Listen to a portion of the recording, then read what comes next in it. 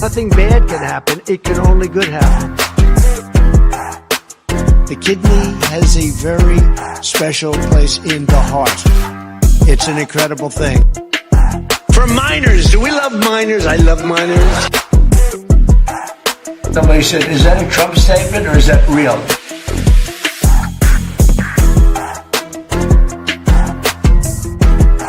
China has total respect for Donald Trump and for Donald Trump's very, very large brain. Yesterday's a hard word for me.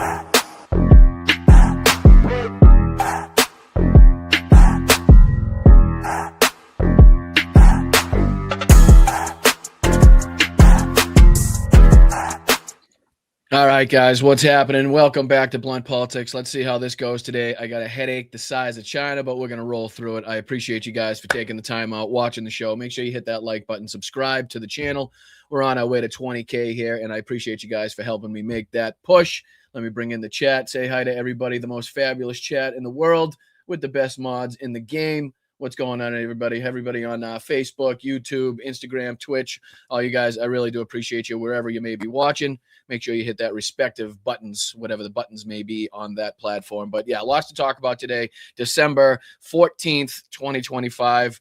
We got some shootings to talk about, unfortunately. We'll be diving into a little bit of the background in what may be going on, really, with Venezuela in the oil. And we'll also be taking a look at some good news, if not some great news, coming from the front lines in Ukraine. So yeah, lots to get to today. I really do appreciate it. Let everybody filter in. How's everybody doing today? How's everybody doing? You like the new hat? What do you guys think? You like the new cap? Bet you it scared a couple people, huh? Bet you it scared a couple people. You get worried? Did you get worried? No, come on. If you've watched the show for long enough, you know not to get worried. You know not to get worried. But I appreciate you guys. And yes, indeed, immigrants make America great, ladies and gentlemen. And that's what we believe here at Blunt Politics. So thank you so much. Yeah, so you can get a good look at it just in case.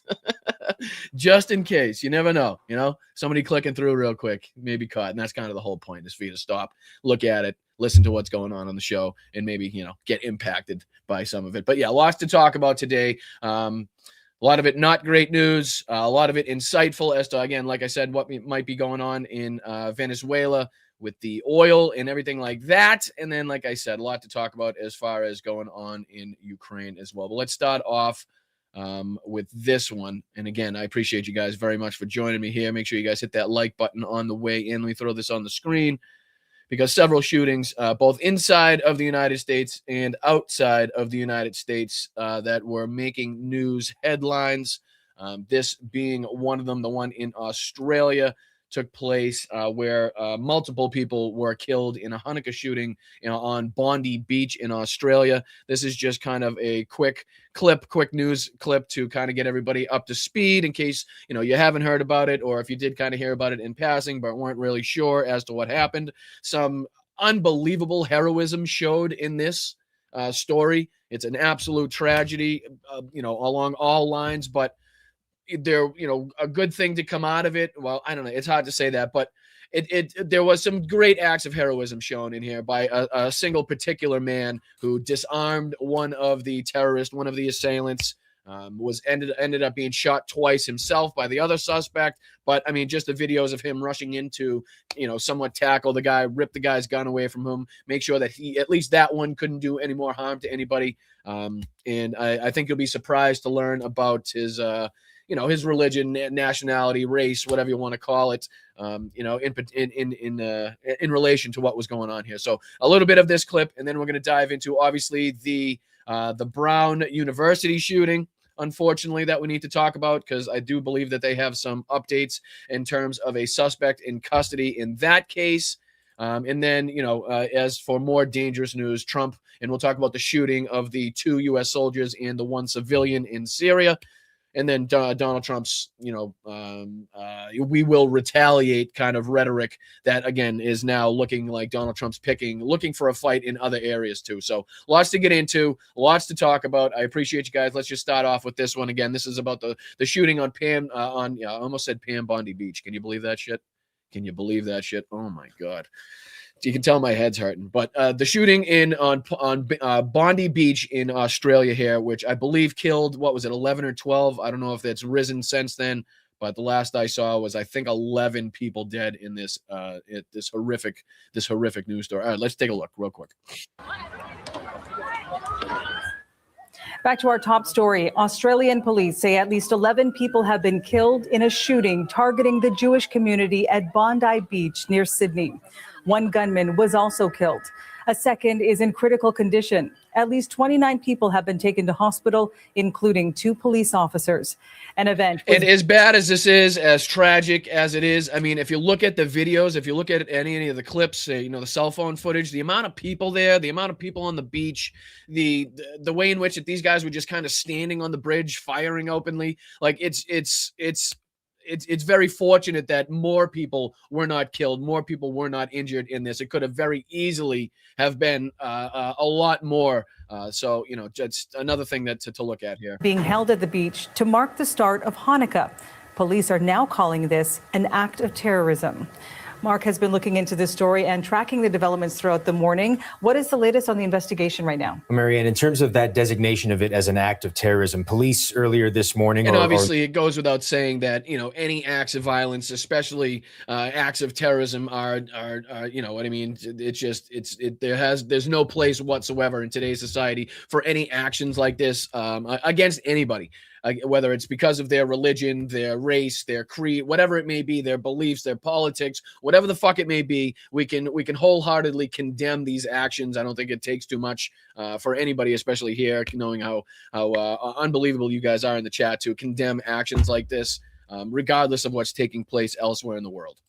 Late night in Australia, I should say, did shed some light on what led them to that conclusion. There are a number of factors, not just the fact that everyone right up to the Prime Minister of Australia calls this an attack on the country's Jewish community, but the fact that it was the first day of Hanukkah, weapons, various equipment, and other items found in the possessions belonging to the accused all led them to this designation. And then check this out, because I do believe they have footage of the actual, this is what I'm talking about here. This is the guy that stepped in to actually disarm one of the gunmen. Take a look at this. At last note, we have video in our newsroom that sheds a little bit of light on exactly what the Prime Minister is talking about. This, first off, is a shot from... This is actually the 2 shooters you can see on the screen here. They're actually just standing on this kind of like footbridge, openly firing on people on the beach like it was, like it was no thing, like it was just, something that happens every single day. It's a crazy sight to see. And again, you can't tell by this clip here how many people are around, but there are a substantial amount of people at this event or in and around this event. Could have been absolutely a lot worse too. The scene from behind the shooters taken by a bystander. You can see them standing on a footbridge near the Bondi Beach playground, firing on civilians below. But and this is the video right here. Check out this clip. Look at the guy in the white T-shirt. This is the hero that everybody's talking about. And then the gunman in the black, you can see him clearly just opening fire at this moment in time. Now watch this clip. This is nuts. This man, just an ordinary man identified in Australian media as a 43-year-old shopkeeper, tackles one of the gunmen, takes the gun from him, sends him running away. Now, according to Australian media reports with this man's family, he was shot twice afterward as the second gunman. And there's actually video of that too. I don't know if there's video of the first shot, but he gets shot in the hand. And then as he attempts to get up and run away, he gets shot again, I believe, in the back of the leg. You can actually see this video footage of the other shooter actually making the shot. It's crazy. Obviously, you can tell with so many people around, there's obviously a lot of footage of this. But yeah. Covered his accomplice's trail, but it sounds as though this man who was shot reportipally in the upper arm this or is hand, literally one of those situations that everybody kind of runs through their head, right? Just whether if it's a dream or whatnot, but everybody at some point kind of has that thought, what would I do in this situation, right? If I was faced with this particular, emergency, what would I do? Would I run? Would I help? Would I go towards the fire? Would I run away from the fire? Like, this is what everybody kind of, wants to know about themselves. And you never really know until you're put in that position. And this guy now knows. perhaps will survive. 43-year-old shopkeeper from the Sydney area. He's being hailed tonight as an Australian hero for his work in this particular scene. Now, again, just to recap the information Marianne has given us, one of those shooters has died, the other in Syria. And I believe, I don't know if they talk about it in this report, but I believe it's reported he's a Muslim man as well. I don't know if they actually go on to talk about it here. And people hospitalized. That includes 2 police officers. No, I'm not going to go on to show that, but yeah, just wanted to keep you guys updated on, obviously what everybody's talking about in the news. This was one of the major stories that people were talking about, rightfully so. Obviously, with the footage coming out, combined with the amount of people in the area, combined with the, just the words terrorism, terrorist acts, this is rightly getting a lot of attention worldwide. But yeah, just wanted to make sure that everybody was kind of up to speed, up to date on if you were hearing about the Hanukkah shooting in Australia, Bondi Beach type of thing. This is what everybody's referencing. And, those are kind of the particulars in the story. But unfortunately, the way that gun violence happens, both, outside and inside of the United States, we have more guns, more shootings to talk about. And in this one, on another campus, this one on the campus of Brown University. Law enforcement officials say a suspect is in custody in connection with the shooting. NBC's Stephen Romo reports on how unique characteristics on the firearm led to the suspect's arrest. Apparently, the guy still had the firearm on him. And this is just, again, a quick clip. This is just over about 3 minutes here to kind of fill us in on the new updates here on this case. So what do you say we take a look? And I believe this is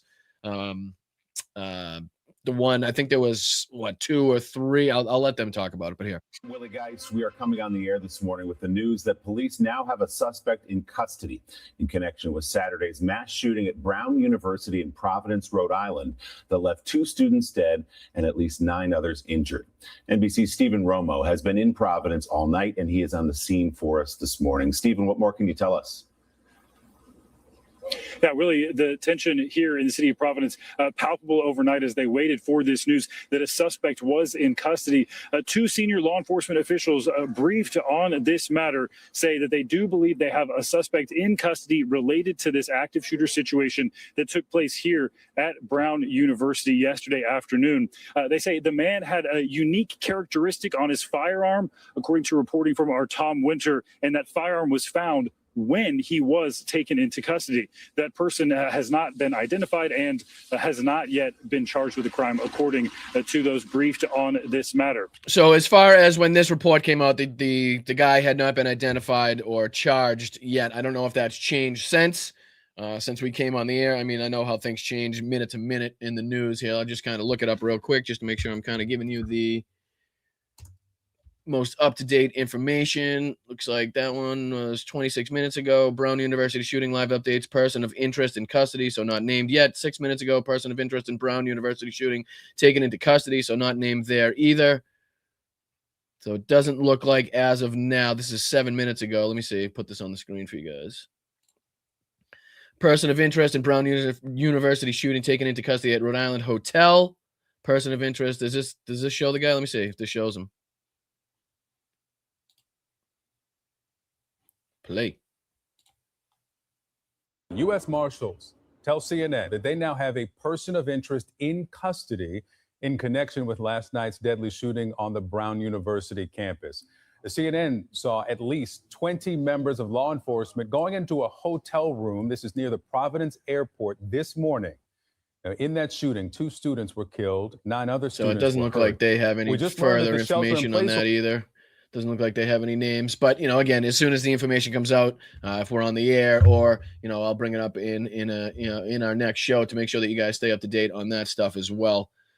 But yeah, I mean, again, just it's the norm, right? I mean, just something that we continuously deal with in this country, and then we pretend to grieve, and then we pretend to care, and then we move on, and then it happens again, and we pretend to care, and we pretend to grieve, and then we move on, and then it happens again. It's like this fucking cycle that really no politician wants to actively get us out of, seemingly, or that's what it seems like to the American people.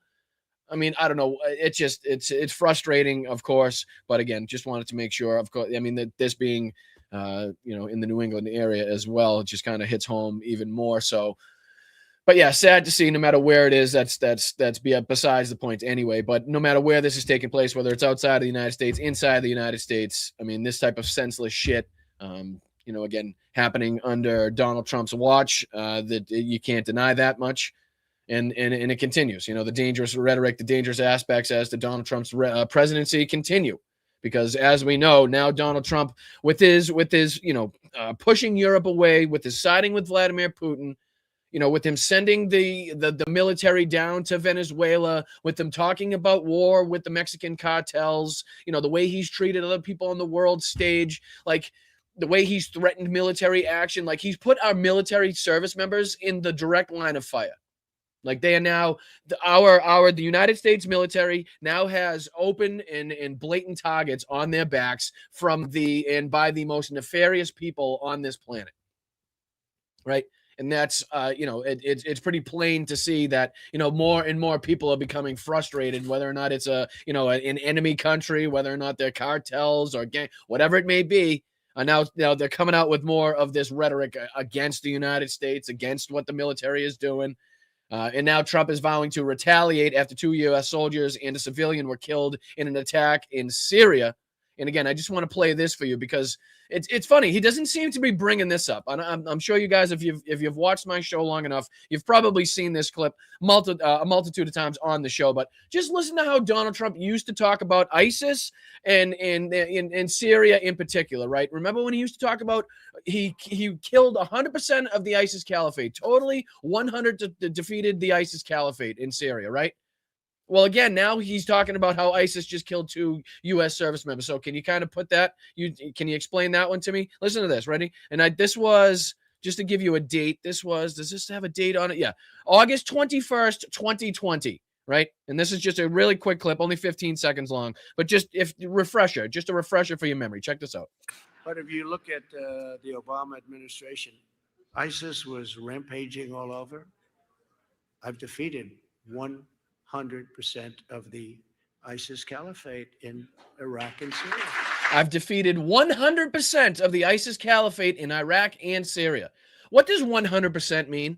Does 100% mean there's there's a chance it's going to regrow and come back, and there's a few members left and they could rebuild this thing and we have to worry about that in the future? Or is 100% meaning 100%, like no more, don't have to worry about it, that's it, you eradicated them all, which is what he wanted everybody else to believe, right? And then, he goes on to talk about how he's going to retaliate for this. And I'll go on and read this. Do I need to make this bigger? Can you guys read this all right on the screen? Because it says 2 U.S. Army soldiers and a U.S. civilian who were serving as an interpreter were killed after shots were fired at a U.S. and Syrian forces on a mission to a historic central town in Syria on Saturday, U.S. military officials said. President Trump said that there will be a, quote, very serious retaliation, end quote, after the attack, which he attributed to the Islamic State. This was an ISIS attack against the U.S. and Syria in a very dangerous part of Syria that is not fully controlled by them, Trump said in a Truth Social post on Saturday. Quote, the president of Syria, Ahmed al-Sharaa, is extremely angry and is disturbed by this attack. There will be a very serious retaliation. Pentagon spokesperson Sean Parnell said in an X post that the attack occurred as the soldiers were conducting, quote, a key leader engagement. He said that 3 other service members were injured in the incident. Quote, their mission was in support of an ongoing counter-ISIS, counter-terrorism operations in the region. But I thought Donald Trump got rid of 100% of them. Why do we still have active, ongoing fucking missions to take out the people that Donald Trump promised everybody he got rid of 100% of them already? Years ago.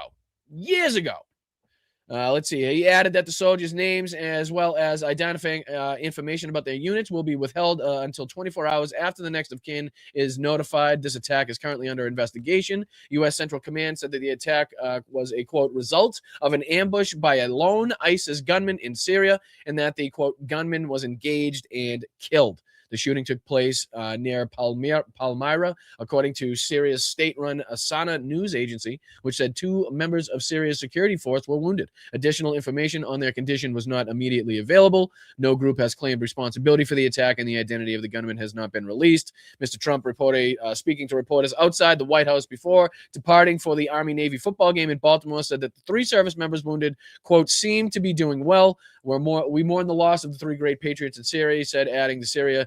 Syria was fighting along with us. The president of Syria is devastated. This is an ISIS attack. We mourn the loss. We pray for the parents. And it goes on. U.S. Secretary of Defense Pete Hegseth said in an expose. Can I just say I love the fact that they're not calling him the Secretary of War. Just a minor note in that, minor side note, but you definitely know that anytime Pete Hegseth picks up a fucking newspaper, an article, or reads sees a clip, a video clip where they're not calling him the Secretary of War, he has an absolute panic attack. But again, side note, said in an X post on Saturday that the, quote, savage who perpetrated this attack was killed by partner forces. Let it be known, if you target Americans anywhere in the world, you will spend the rest of your brief, anxious life knowing the United States will hunt you, find you, and ruthlessly kill you, he wrote. Tom Barak, the U.S. ambassador to Turkey and special envoy for Syria, condemned the cowardly terrorist ambush.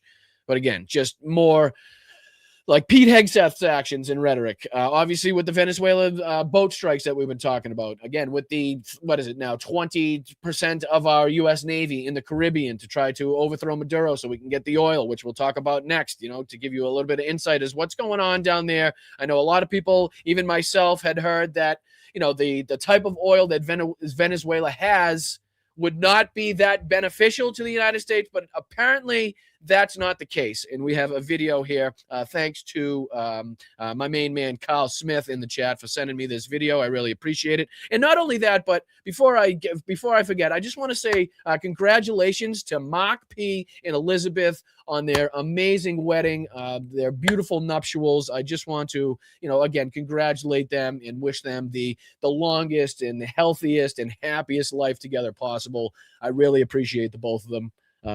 So if we could, kind of wish Mark P. and Elizabeth some congratulations here in the chat, that would be fantastic. So we appreciate you. I don't know if they're here or not, but hopefully they'll get to see this. We'll send them the clip if not, but we do appreciate you guys. Congratulations. And, I hope you guys celebrate and, party hottie.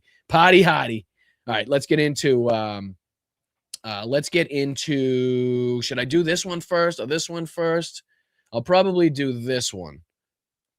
Just to kind of start this off, I just want to kind of remind you, and this is the video that we'll be playing here. It's from Sky News, and it says, the real reason Venezuela matters, which you guys are going to want to hear this because, again, it'll give you some great information, great insights into why this is going on. And, again, you'll have some great information when people are asking you or kind of talking about this at the dinner table or at the holidays. You'll have some real information to tell these people, like, hey, look, this is what's going on. This is why he's doing it. This is what's happening with, the purchasing of oil by the United States, what type of oil we need, which ones we haven't been receiving in a long time, what shipments have dropped, which shipments have gone up, what crude oil is, depending on light, compared to light oil. So you'll have some great information on this one. But just to kind of, again, do a memory refresher here.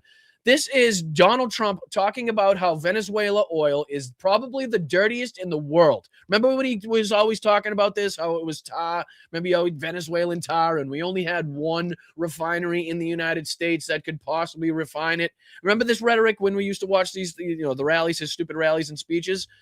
Well, was he playing the long game here? Was he playing the long game knowing that this kind of takeover of Venezuela and the takeover of the oil was coming? Because I don't know, it almost seems like he was kind of leading us down a road of easing us into thinking that this wasn't going to be a thing. Don't even worry about it. It's dirty oil. We don't need it. But apparently that's been changed. Like that stance has been changed. And I just want to, kind of a refresher real quick on what he used to say about Venezuelan oil and what's going on. There he is. There he is, man. What's up, brother? Congratulations. Big congrats to you guys. I hope you and Liz are recovering well. I hope the hangover has subsided already. No, I'm kidding.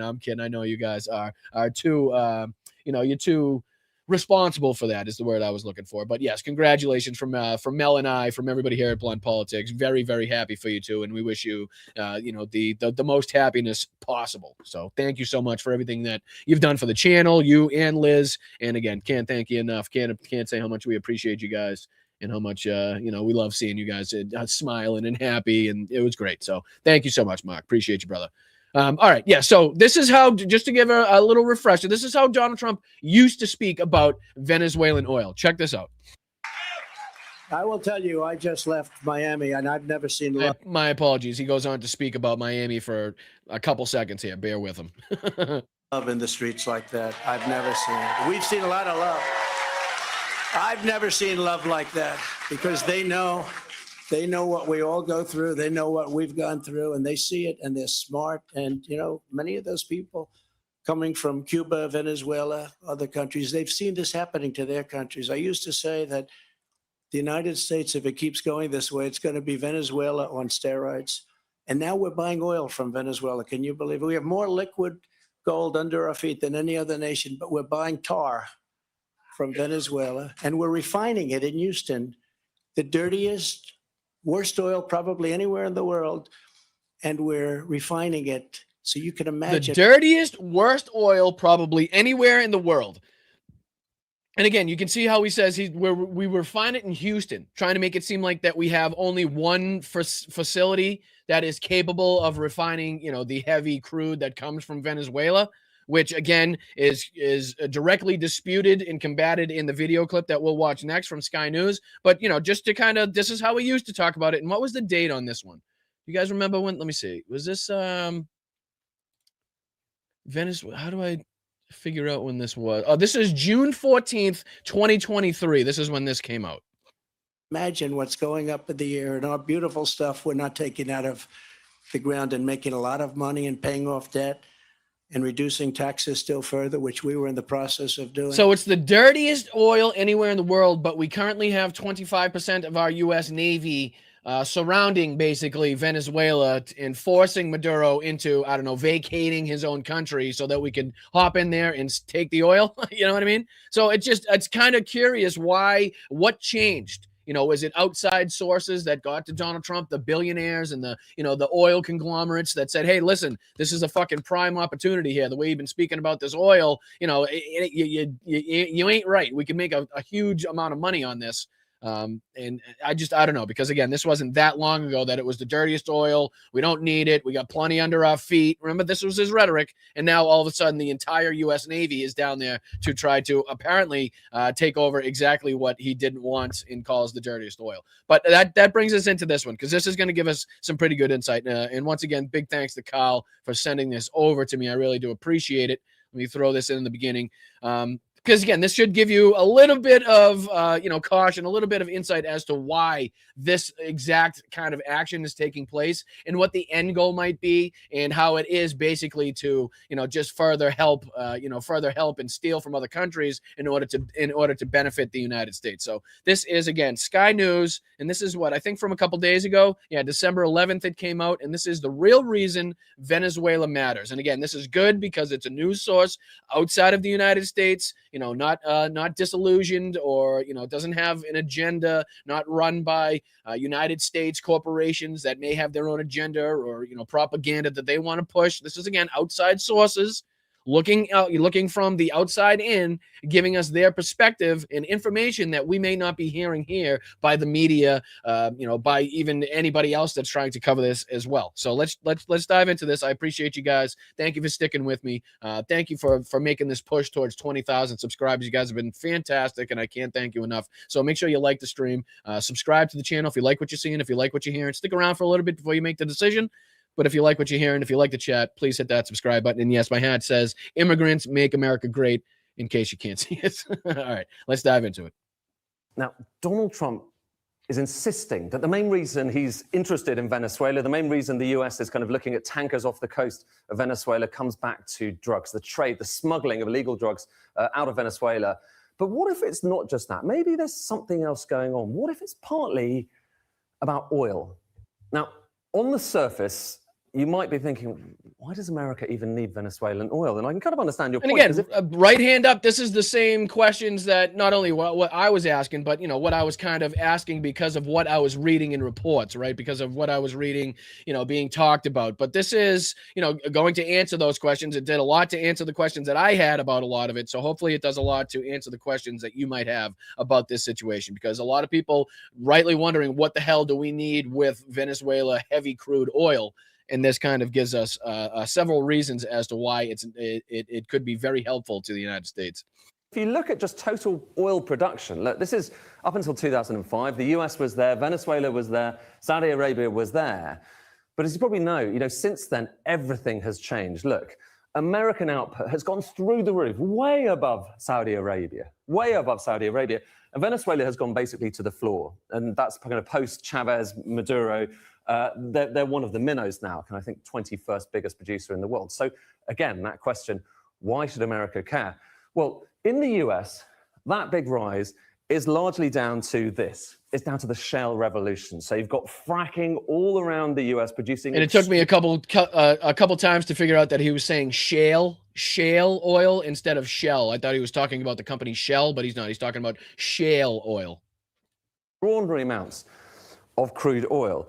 And here's where we get to the interesting bit. Because when you're thinking about crude oil, maybe you're just thinking about, well, look, barrels of oil. It's all the same, isn't it? Well, actually, no. So if you kind of look at crude oil, there are various different types of crude in different parts of the world.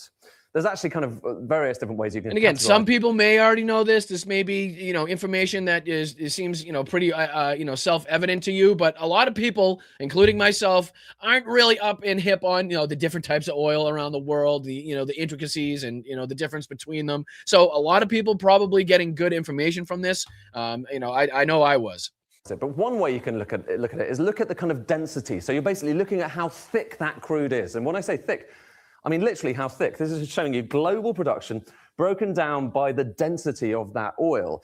And so you've got the kind of medium stuff. And this is probably, if you've got kind of image in your mind of what crude oil looks like, it's a bit like this, it's kind of black, but it's not too. So basically, that makes up the majority of the oil found. This medium 30 to 40, and you can see it on the screen. Pretty much what you'd think oil would look like. And then as he gets to the lighter stuff, it almost looks like more watery. I don't know how you'd kind of describe it. It looks a lot more lighter. It looks more green than black, and it looks a lot more watery than it does viscous and oily, let's say. But again, he goes on to explain here.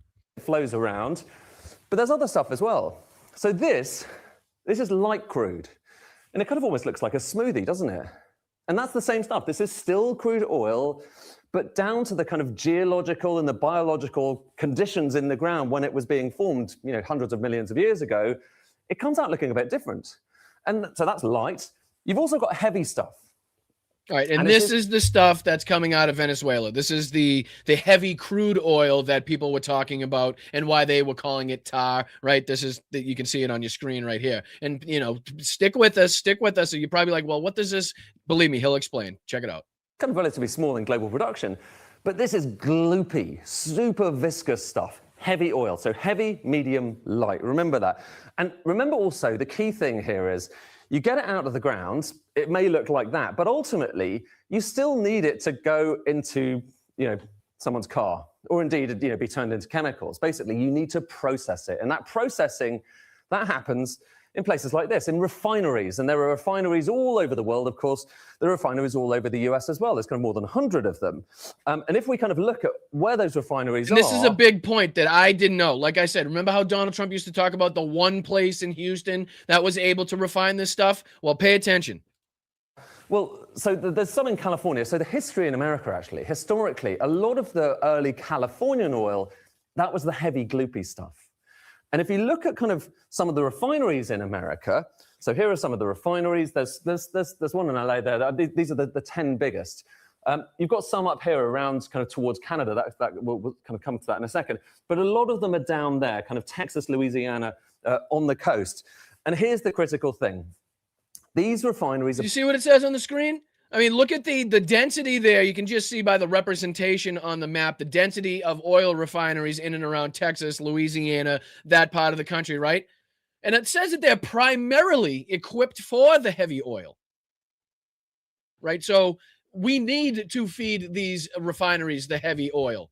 And as you just saw, not only is the heavy crude oil the least of the oil that's produced or taken, extracted from the ground, right, compared to the medium or the light, but we also have these refineries, both in California, down south there, primarily equipped for the heavy oil. And again, he'll continue, but this is not the one plant in Houston that Donald Trump was talking about. This is not the complete inability for the United States to refine this stuff, which again, I think a lot of people kind of had that thought, had that idea because of the propaganda, because of what you've been fucking told, and not really knowing any better about that, about that industry, right? So, one can be forgiven for not knowing better. But listen, he goes on, because I was surprised to see this.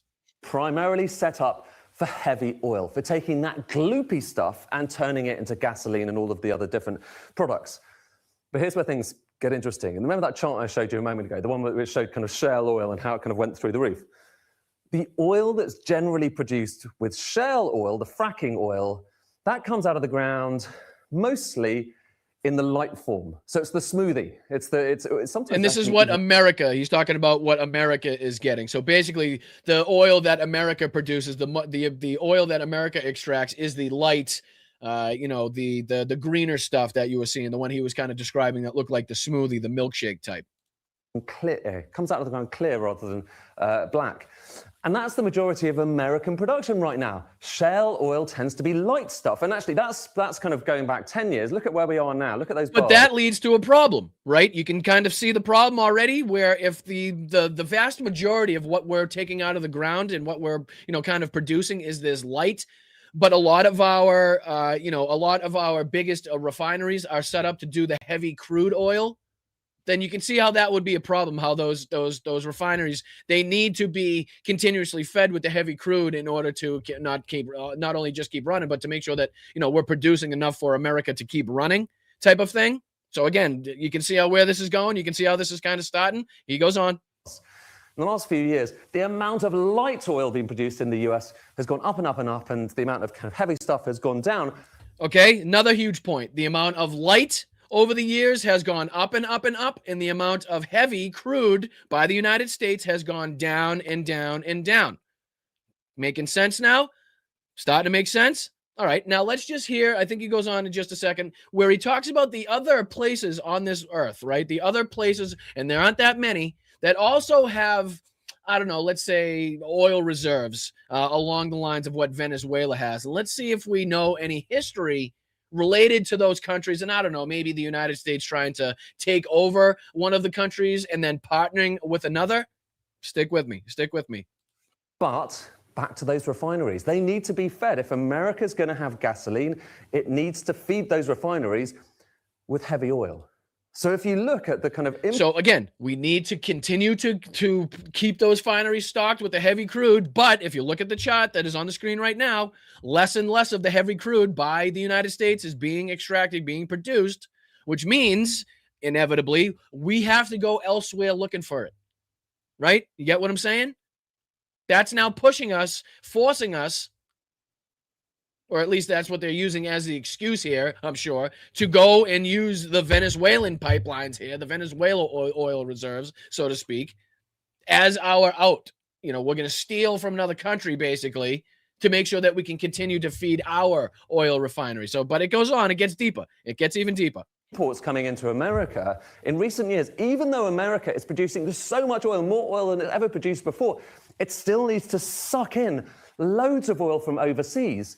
And the type right. So again, the chart that's showing, and I'll get out of the way just so you can see the chart. The chart just shows you the increasing amount of heavy crude oil being imported by the United States, as opposed to, produced, and refined inside of the United States. So a lot of it is the lighter stuff. And then, a lot that is being produced here, which means that we have to import the heavy stuff because we don't have as much of it, starting to make sense here. And that's what this chart is showing here. Oil we're talking about, it used to be, it's mostly heavy crude. It used to be only 12%. So only 12% of imports were heavy, gloopy crude. Now, It's about 70%. 70%. So from the 70s, it went from, what did he say? Sorry, my apologies. So in the 1970s, we only imported 12%. 12% of our oil imports were heavy crude. Today, it's 70% heavy crude. So 70% of the oil coming into America, which it needs to basically keep its economy going, is heavy crude. And where does heavy crude come from? Well, here are some of the big countries where... Now, tell me if you see any correlation, any relationship between the countries that he's now going to mention. Let me just let me know. Just let me know if any of them sound familiar as of, like, I don't know, maybe Donald Trump of the United States trying to kind of, take over that country or ally with that country. Let me know what you think here. You find most of it, it's Canada and Venezuela. Now, does one remember where Donald Trump, and I don't know, maybe still be making this plea? I haven't heard him say it in a while, but remember where Donald Trump was talking about how he wanted to, make Canada the 51st state? Right? And we all remember that shit, right?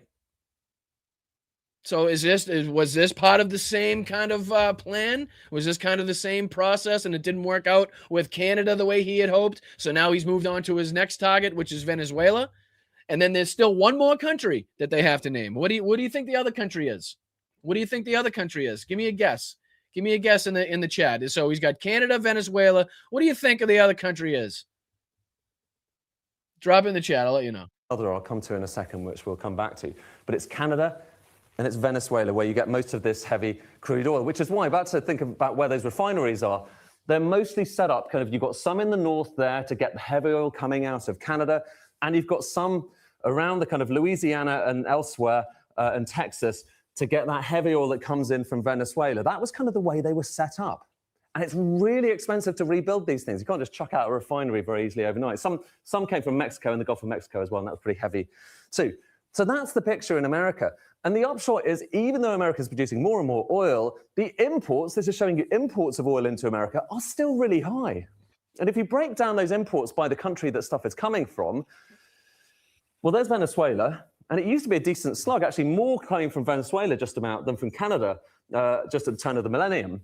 But now look at what's happened since. Right. I think he says it's kind of flipped here. Let me get out of the way so you can see the chart. But I think, we get 60 to 70% of our stuff from Canada now, if I'm not mistaken, if I don't have that incorrect. Now, Canada has gone from 15% of all of the U.S. Imports of oil 61%, yeah. So it was 15% in 2000. Now it's 61% from 2024 from Canada. 61%. 61%. And Venezuela is basically next to nothing.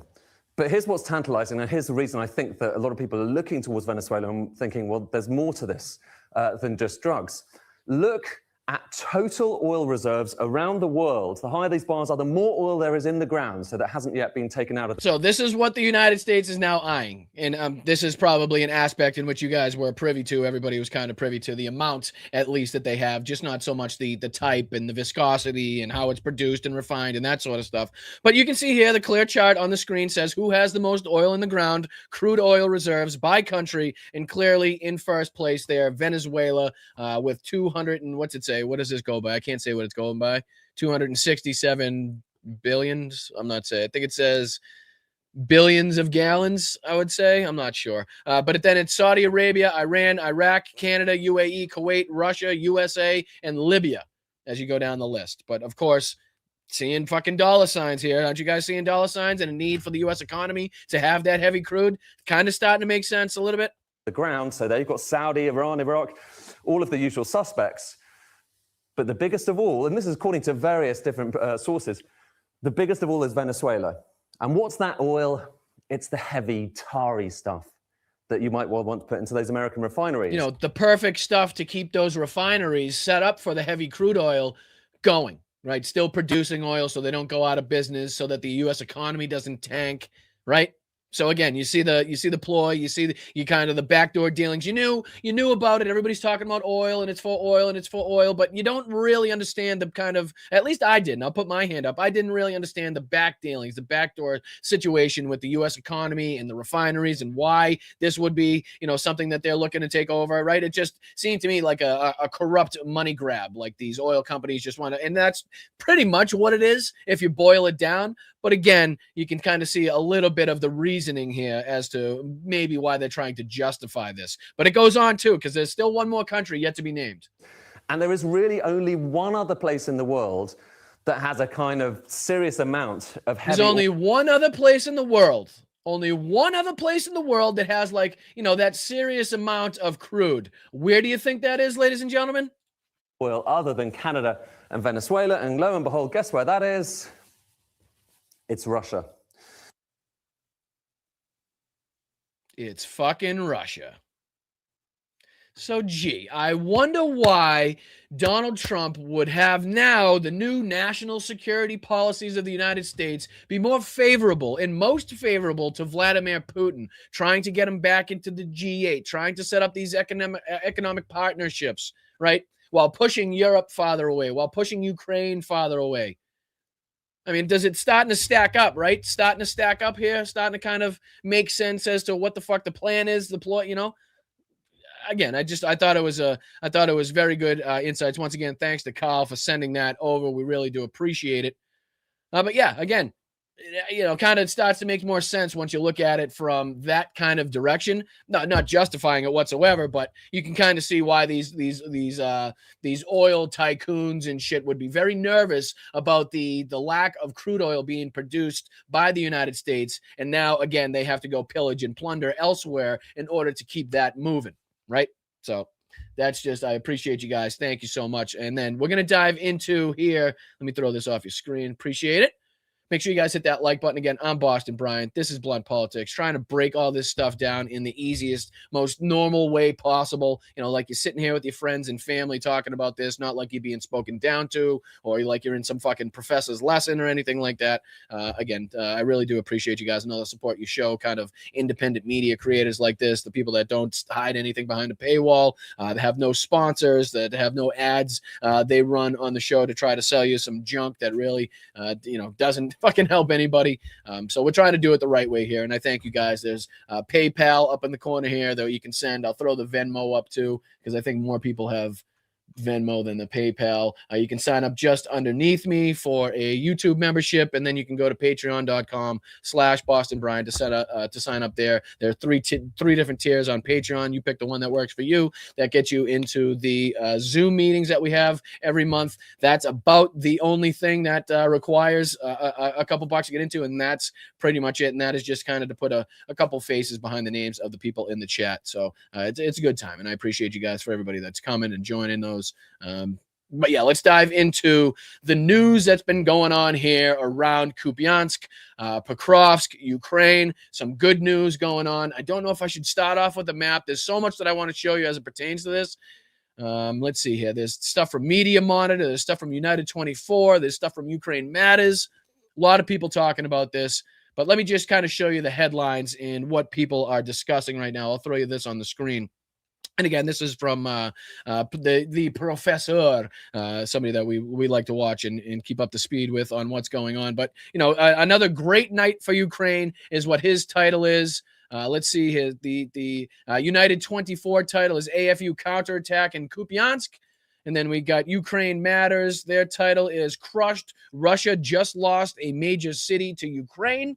And again, this is in relationship to the video from Volodymyr Zelensky that he took inside of Kupiansk that we played on the show, I believe, yesterday. It's kind of all running together now at this point, but I believe it was yesterday that we played that video. But yes, you can tell that this has really set off a firestorm, not only inside of Russian state media, but also Russian Telegram channels. Russian Twitter was up in arms. They had every conspiracy theory you could possibly think of. It was a green screen. It was filmed fucking 30 years ago when Zelensky was a child, and it was AI. I mean, they had every theory whatsoever to try to, again, justify the fact that this had come out. Meanwhile, they were promising the Russian people that they had complete and total control of this area, similar to what's been going on in Pokrovsk. We saw Solovyev inside of Kupiansk trying to, propagandize the Russian people. But yeah, even the Russian Media Monitor here, I think this was, let's see, which one was this? Yeah, I'll start with this one. I'll start with this one from the Russian media, Mona, because again, like we talked about, as we're going on into 4 years of this war, before we get into the headlines on the front lines and what's been going on in Kupiansk and Pokrovsk, we'll take a look at the map as well. We got a lot to dive into as it pertains to this, but I'm going to put this on the screen, and I just want you guys to remember, 72-hour operation this was supposed to be. We're now almost 4 years into this. And this is from February 22nd, 2022, from Russian state media. And listen to how right this guy was. This guy is getting absolutely demolished on here. And everything that he said here, again, February 22nd, 2022. Think about that in context in relations with the full-scale invasion when that happened, right? And listen to this guy on Russian state media try to tell everybody that there were going to be thousands and thousands of Russians that are going to die every single day, and how the rest of these people on Russian state media, especially Olga, shame him into oblivion. Right? And she says that this war is going to be over the moment that the Russian tanks enter into Ukrainian territory. I believe she says the Donbass, but listen to how wrong, listen to how propagandized, listen to how out of touch with reality they are compared to, now that we know what's been going on for the last 4 years, now that we have, insights, now that we're this far on and we can look back and see how wrong they were. Check this out. It's remarkable. And this gentleman here is the one that tries to talk sense into these people. And again, this is just really quick, and then we'll dive into the front lines. But check this out. Этим решением Российская Федерация страшную войну. He says, with this decision, I'll get out of your way so you can kind of read the transcript. The Russian Federation stopped a terrible war. And this is the decision for the full-scale invasion she's talking about. Которая продолжается последние 7,5 лет, остановила лидеру как бы независимого как бы государства. Says the leader of a so-called independent, so-called nation, referencing Volodymyr Zelensky in Ukraine, was offered to evacuate to some place like Lviv. Эвакуироваться куда-нибудь во Львов и спецоперацию. She speaks about how the Americans were planning a special operation to help Volodymyr Zelensky evacuate, which Volodymyr Zelensky responded by saying, I don't need a ride, I need bullets, or something along those lines. Excuse me if I'm paraphrasing a little bit there, but you can kind of tell the determination and the defiance that he has in his statement. So again, referencing that moment here. Эвакуации готовили американцы. То есть они и Ukraine. She goes on to say that the United States has no respect at all for Ukraine as a whole. В целом не ставят ни во что.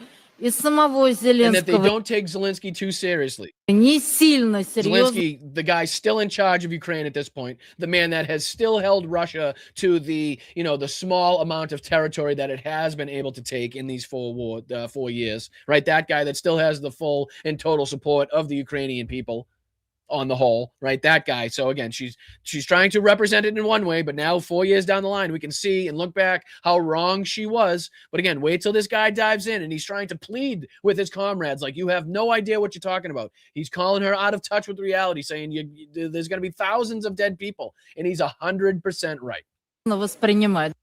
Мы вышли совершенно на другое положение. So this guy right here, he said, we've reached a totally different position. He says, you're dragging Russia into war. Come to your senses. This is, again, Dmitry Galkin that's trying to speak, some sense into these people. You're dragging Russia into a war, he says. Come to your senses. Положение, принятие решений и будущего, которое, по крайней мере, открывает нам возможность жить нормально и безопасно. Вы войну создаете. He says you're creating a war with your decision. Решением о том, что мы живем в войне. And then they try to suggest that they're already in some type of war. And then, of course, he talks about how ridiculous that is because they're not being shot at. There's no bombs or bullets, drones being lobbed at them. And again, their lives now have become exponentially worse. And he talks about it here. He talks about the sanctions that will affect the Russian citizens. He was pretty much spot on, this guy, about everything that he's saying here. Yeah. Мы живем в войне. That's him in the background. He says, come on, what war? Для вас это непонятно. Будет тысячи людей в день. He says here, plain and simple, thousands of people per day will die. It says, because of you, there will be a big war. Tens of thousands of deaths. десятками... А вы Мы можете же помолчать? договорились. And she gets really pissed off. This is Olga getting extremely pissed off here. This is where she starts clapping back to the point where she doesn't even let him pretty much respond anymore to this. He goes on to try to get his point out, but she doesn't even let him respond because, this is not what especially at this moment in time where the special military operation, they were calling it, the full-scale invasion of Ukraine had just been undertaken. They don't want this kind of defeatism, right? They don't accept this type of reality in the Russian media sphere, in the Russian military. This is just, you're not allowed to talk about what's actually happening. You got to propagandize. You have to, again, applaud and say things are hunky-dory and everything's great. You can't be real. And this guy's doing exactly that, and she doesn't like it. Вести себя адекватно. Как можно вести Я себя адекватно, когда понимаю, что люди говорят, вам мы очень сейчас... больно. She says, how do you behave when they're dragging us into war? Но даже в НАТО уже смирились. Смиритесь и вы. Срочная новость. Секунду. And you can tell she doesn't want him to get to speak anymore. She doesn't want him to get another word out. She doesn't want him to inform the Russian population of exactly what will happen if this war were to go on, or if it gets to the point that it's gotten to now, which the Russian people find themselves in. Государственная Дума только что ратифицировала соглашение. Посмотрите, пожалуйста, абсолютно. Now, this is the vote that they're talking about. I'll skip on just a second. There he goes. He keeps on to talk about being dragged into war. Что случилось после признания Осетии и Абхазии? Где война? Где кошмар и ужас? Нет. Нет. Jesus Christ. She's like the Russian Erica Kirk. She is like, look at those eyes of evil. Не надо передергивать. Не надо передергивать. Где война после возвращения Крыма в родную Не надо страну? передергивать. Они говорят... Где война? Можно я So отвечу? again, she's not letting him finish, not letting him speak. He says here, you can see, he says, may I answer? Нет войны. Вот они говорят, Война будет. завершилась. Нет, они говорят будет, потому что они говорят, мы хотим взять все те районы He Донецкой says because they want to take all those parts of Donetsk and Luhansk. и Луганской области, которые сейчас They are контролируют now controlled by Ukraine. с Украиной, и провести границу. Как только As soon as, and then this is where she says, as soon as the Russian military equipment enters there, туда войдет российская техника, she says the war will be over. война немедленно. So you see the reality, the level of delusion that these people have. This is, again, just as this was undertaken. They're talking about, and they actually thought that as soon as the Russian tanks made their way onto the fucking Ukrainian soil, that the Ukrainians were just going to capitulate. It was going to be an overwhelming victory. Again, the 72-hour operation. We're now, again, going on the cusp of 4 years on. Вы это знаете лучше меня, что не слава, Товарищ Галкин, хоть раз Зеленский, вояка великая, пытался рот свой, пожалуйста. She says, listen, I'm just trying to be polite, but shut it. You can see she's really getting pissed off here. Я пытаюсь с вами вежливо, но закройте его. Shut your magnificent mouth, she says. Jesus Christ. Ваш восхитительный рот. Хоть раз Зеленский пытался отвоевать Крым? Нет. Почему? Потому что в Крыму российская армия. Как только на Донбассе Repeats here again. As soon as our army shows up in the Donbass, the war will be over. появится армия, война He says, nope. Нет. Fucking nothing. And he says here, you're living in, I don't know, I think he says you're delusional or something along those lines, but he's 100% right. Everything that this man has said in this clip has happened. Every single fucking thing. The sanctions, the thousands of deaths per day, right? The struggle that was going to happen, the worldwide response. As soon as they did that, like he's been spot on. I think he's 10 for 10 so far, and he's getting nothing but spit at. And again, the people start to join in afterwards too. Вы живете в мире иллюзий.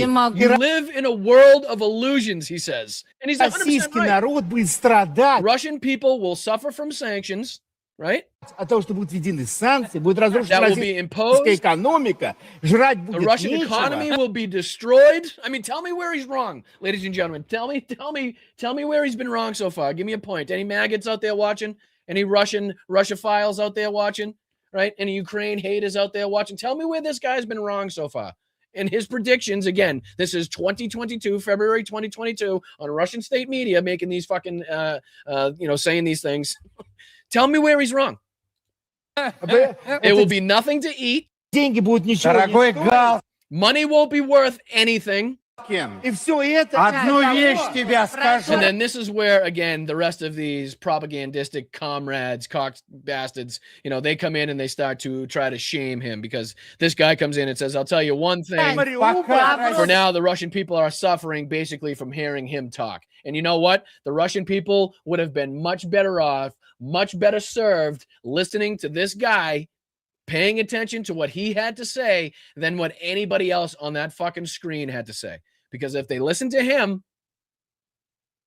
then they would know exactly why they're in the position they're in right now. And they would have known exactly what they were heading towards when they undertook this full-scale invasion of Ukraine. So I found that wild, and I appreciate Media Monitor there, the Russian Media Monitor on YouTube, for posting that once again to try to, hammer it home again, just how easy the Russians thought this was going to be, what a cakewalk they thought this was going to be. And again, it's been anything but. It's been everything but. But let's dive into, I want to dive into this United 24 video. Actually, no, let's do this. We'll do Georgie from Ukraine Matters. We'll hear him speak about what's going on in Kupiansk and elsewhere. And then we'll go on to the United 24 video and we'll look at clips. We'll take a look visually at what's going on in the front line. So Georgie here from Ukraine Matters can kind of fill us in with what's going on, and then we'll take a look at the visuals, some of the clips coming out of this as well. So I really do appreciate you guys. Hit that like button. Again, this is just a few minutes of video from Georgie at Ukraine Matters titled "Crushed. Russia just lost a major city to Ukraine. Heroyam Slava." Let's go, motherfuckers. Georgie here with Ukraine Matters. Very often a challenge of reporting what's happening on Ukrainian front lines is that even if you know what's happening there, even if you report on this and draw nice pictures of what's happening and show videos, very often people are still following this war based on the maps like this one from the deep state team. So no matter the fact that I've reported multiple times for the last couple of weeks that Ukrainians are actually counterattacking in Kupiansk, that Russians are actually not having such a major success, in any case, people would still look at this map resource, and if it would be a Russian resource, then all of this would be read already.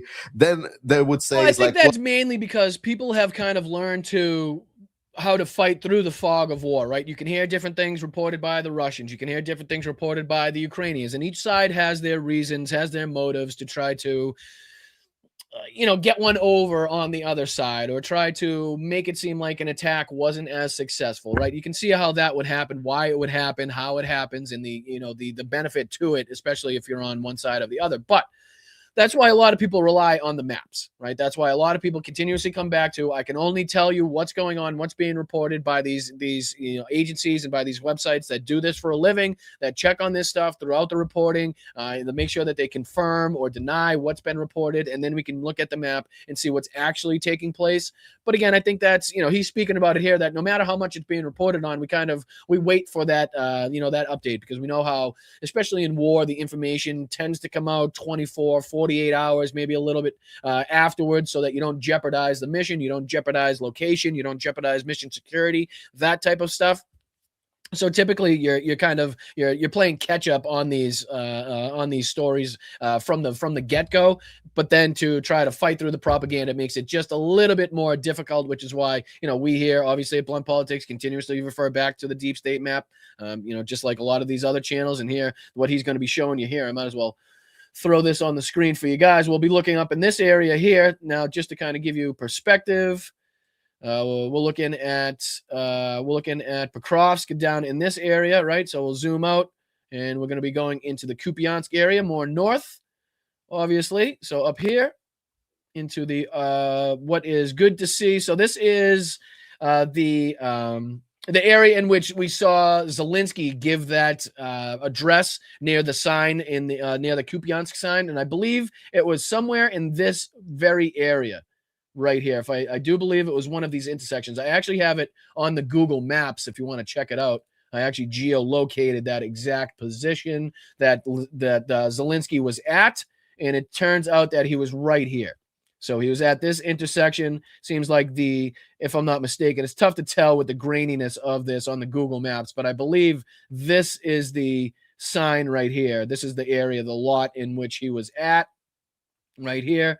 I put in the coordinates. This is Harivska Street, which you'll hear from another Russian state propaganda video that they're trying to say, again, this is all faked. It was taken at a different date. He names the exact street. So you can see here, and I'll just zoom out and I'll give you a better representation. So this is the city of Kupiansk. So if we go back into the deep state map, and this being the area in which we just looked at where he was speaking, you can see where he is in relation, or where he was in relation to the city of Kupiansk, right? So Kupiansk here, and he was just about in this area right here. So again, if we move on, and this is the map on 1211. So if we continue this map on, let me just zoom out a little bit. Check out the difference. See, look at the difference. See that blue? See the amount of blue there, which is a substantial amount of territory. Check, I'll zoom in. So this is the 11th on Deep State map. This is the 12th on Deep State map, which is a huge bit of territory now liberated by the Ukrainian military. Great to see. You can still see here little pockets of Russian military still within Kupiansk here. But again, you can see how they are isolated pockets and nowhere near to taking over this entire, but there's something like 40 square kilometers, as you can see here on the screen, kind of liberated by Ukraine, which is great to see. And again, as we were talking about the area in which Zelensky was talking, again, right in this area, you can see just how close to danger he was. If we take out the ruler, right? So if he was in, let's just say this area, here's the closest the Russians were. So he was about a distance of 1.35 kilometers. Which of course is within active drone range, artillery range, just absolutely not a safe area whatsoever. But the heroism, the courage of Volodymyr Zelensky being seen by all in that area. But again, just to kind of show you what's going on, I'll let Georgie kind of take it from here, and then we'll go on to look at some of the video coming from this area as well. So I appreciate you guys. Hit that like button. Slava Ukraina. Well, Georgie, you're just spouting nonsense. Well, it's nice to see when the reality finally catches up, because Deep State finally have shown that, yes, indeed, Ukrainians have achieved major success in this area. Ukrainians counterattacked the Russians over the last multiple weeks.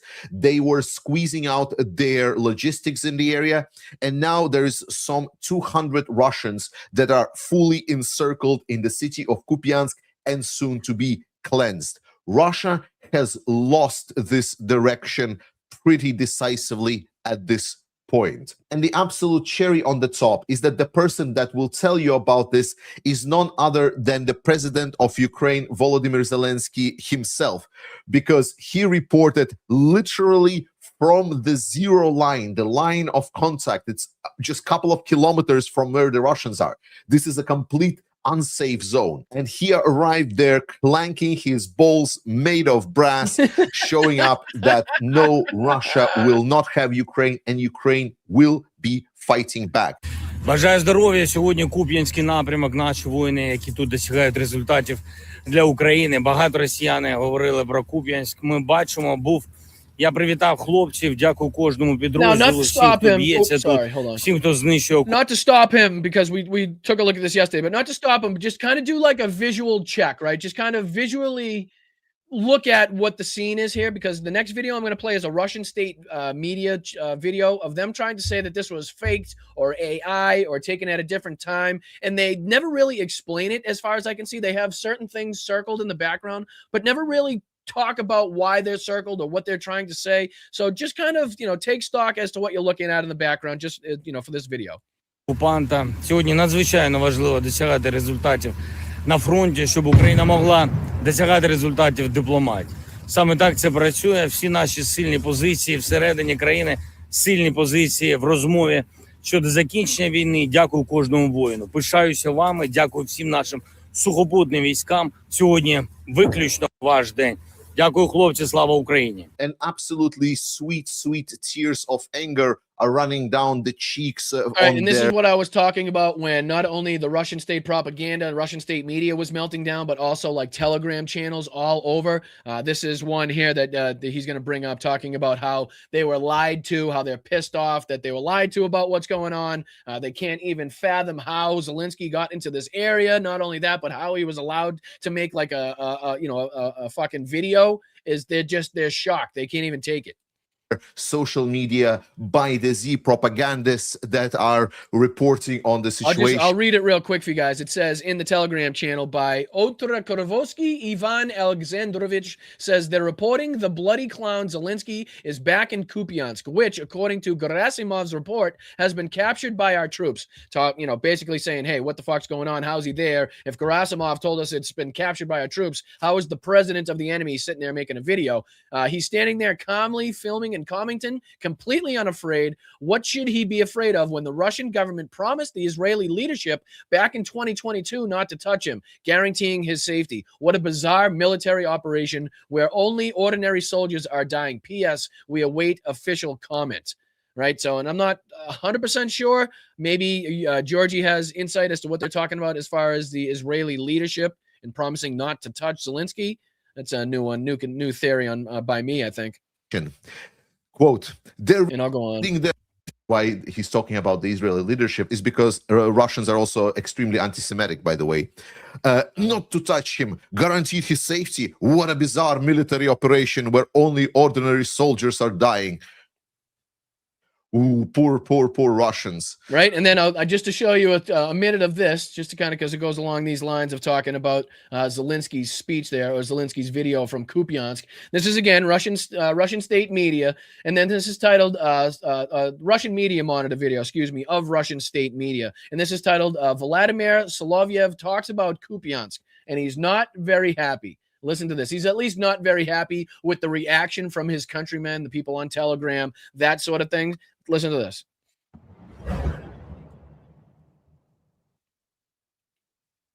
Yeah.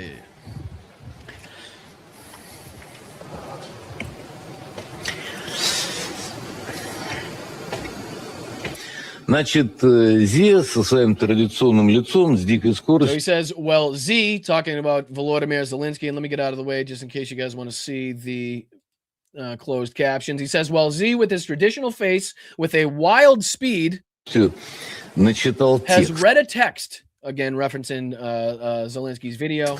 Ну и у нас тут number of our bloggers here блогеров сразу впали в immediately became hysterical. Истерику.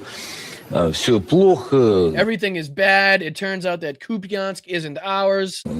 Купинск, оказывается, не наш. Все ужасно. Everything is terrible. Обратите внимание, да, что за Зеленским в каком Note the condition of a stand behind Zelensky. состоянии стела.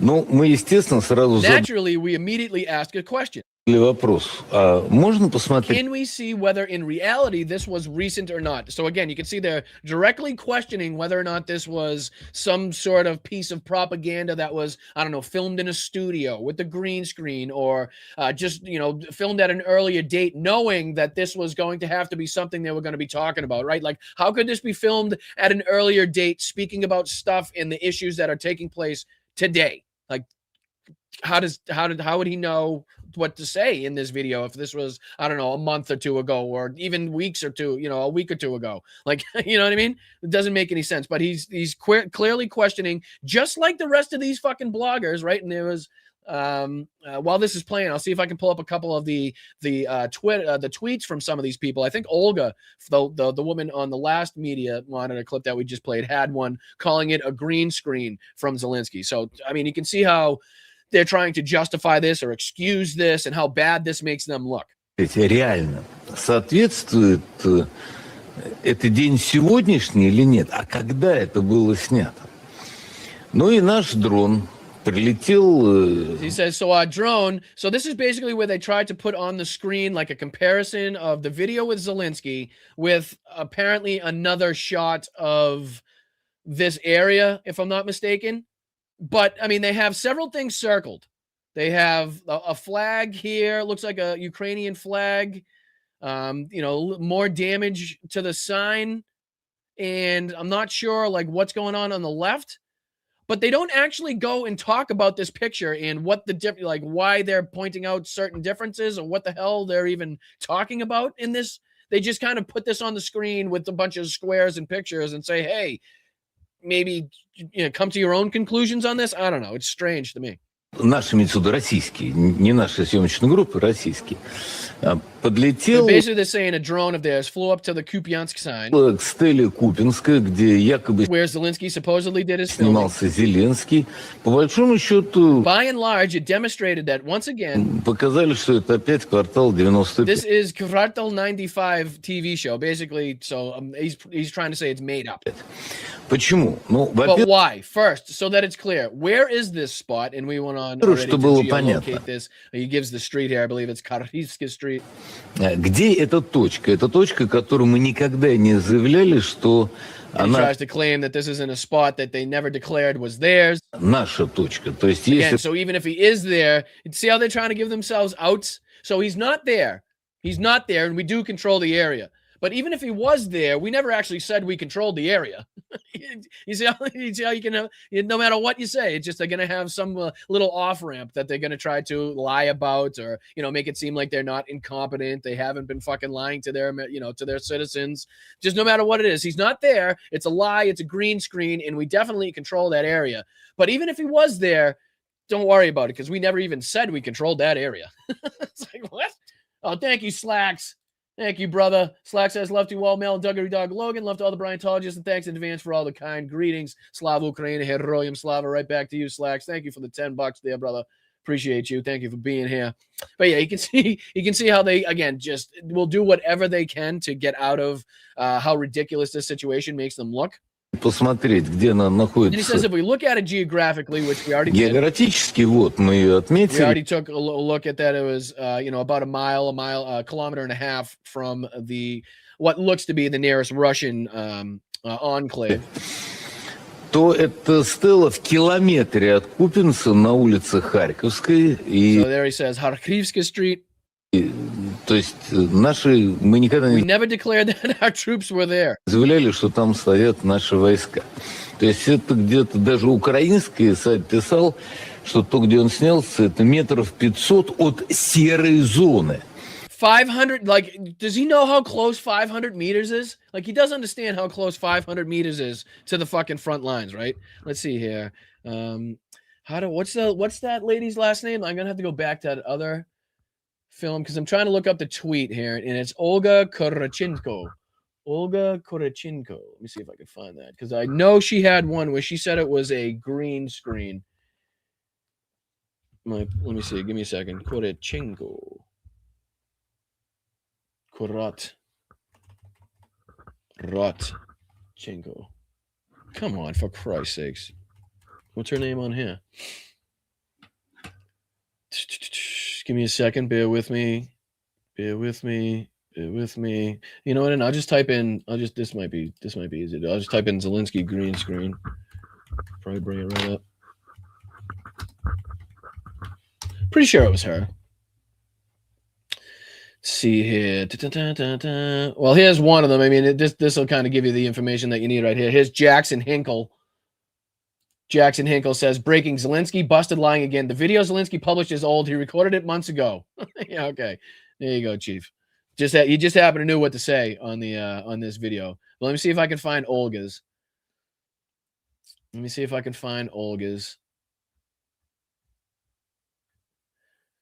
No, I mean it's unbelievable how many pro-Russia people are now just open about it on Twitter at this point. Watch, now I'll be the only one I can't find. Is that a Boston Red Sox hat? The fuck? But anyway, you can kind of see the theme going on here on Twitter where everybody's trying to call it something else. It was a month ago. It was 7 months ago. It's a green screen. We never even said that we were there. They got every excuse and every reason under the book to try to think of. Let's see here. Top latest. Yeah, so I don't know. You like I said, you guys kind of get the idea. I'll give it one last shot here. Maybe I'll do. Can I type in Olga with that? No, so Olga, nothing like that. So Olga didn't work. Top newest people, maybe. Anyway, you guys get the idea. I don't have to find it. Basically, you can go on and type in just anything like that, and it'll bring up all of the excuses you could possibly find. But I'm going to dive in now to a little bit more of the video here from Georgie to try to kind of give us a little bit more information about this area and why the Russians were lying. Let me check this out. Put this on the screen. Share this tab instead, and away we go. Appreciate you guys. Thank you. What they did there? What happened? Hold on. The Russian media monitor play. There we go. Was this Israeli government? Was this the aliens? Was this the betrayal from within? It is absolutely incredible. And the best part, obviously, is not that. The best part is that this is where propaganda meets reality. I continue underscoring on this channel that Russians And this are only good. This is Gerasimov.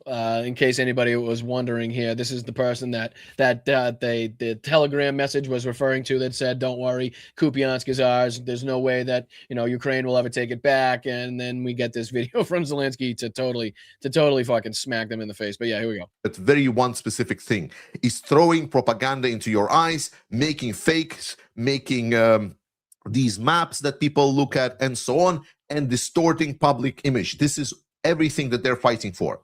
Here is, for example, Gerasimov when he was reporting to Putin about the situation in Kupiansk.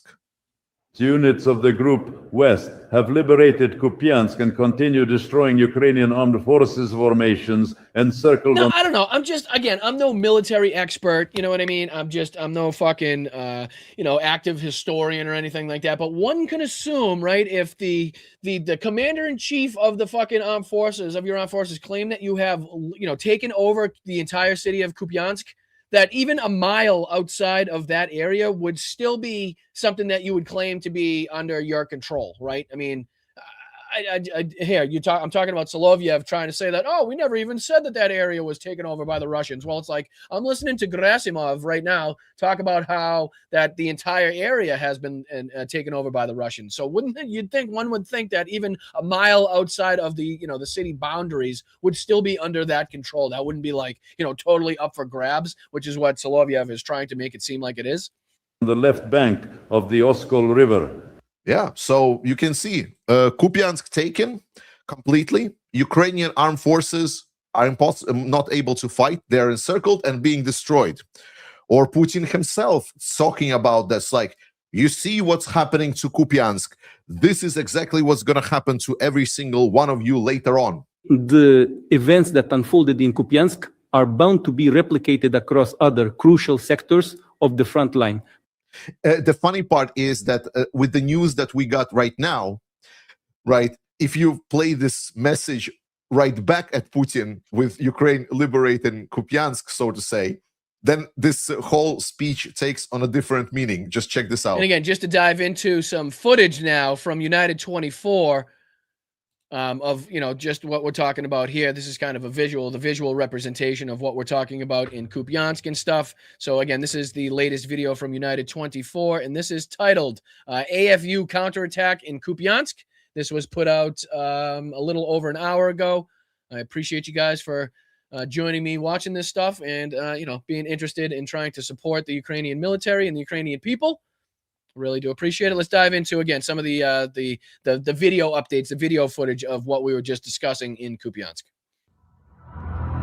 Everything started near the settlement of Lyman-Pershe. Russian soldiers prepare to use gas pipelines to infiltrate the rear of Kupiansk. They cut openings, pump out the gas, and move towards Point X on special carts. At the right moment, they cut exit holes and surface.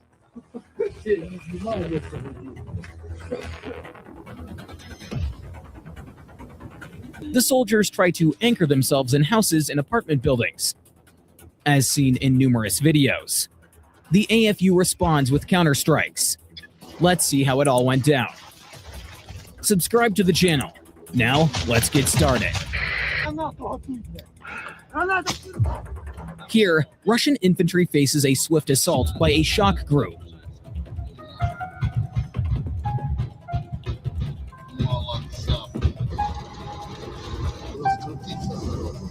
Ukrainian soldiers demonstrate military skill at the highest level. The commander points out the direction of the group's movement.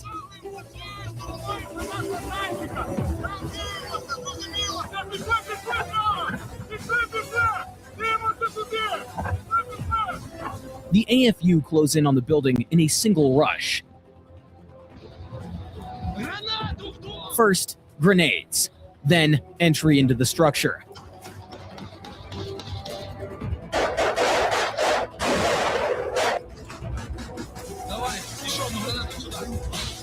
Every corner, every door, every piece of cover is swept with fire.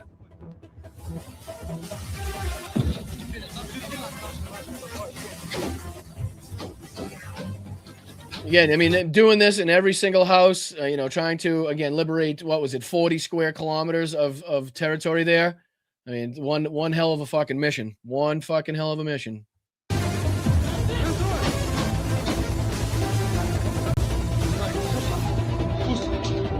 The result, the enemy is defeated.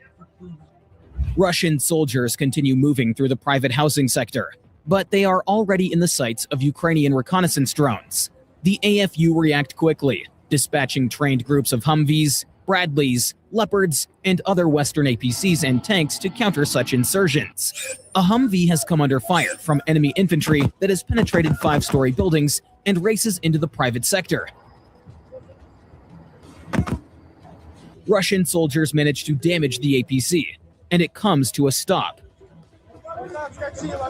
AFU troops dismount and take up defensive positions. An enemy drone drops a grenade and destroys the armored personnel carrier. The AFU call for reinforcements. A Bradley rushes in to assist.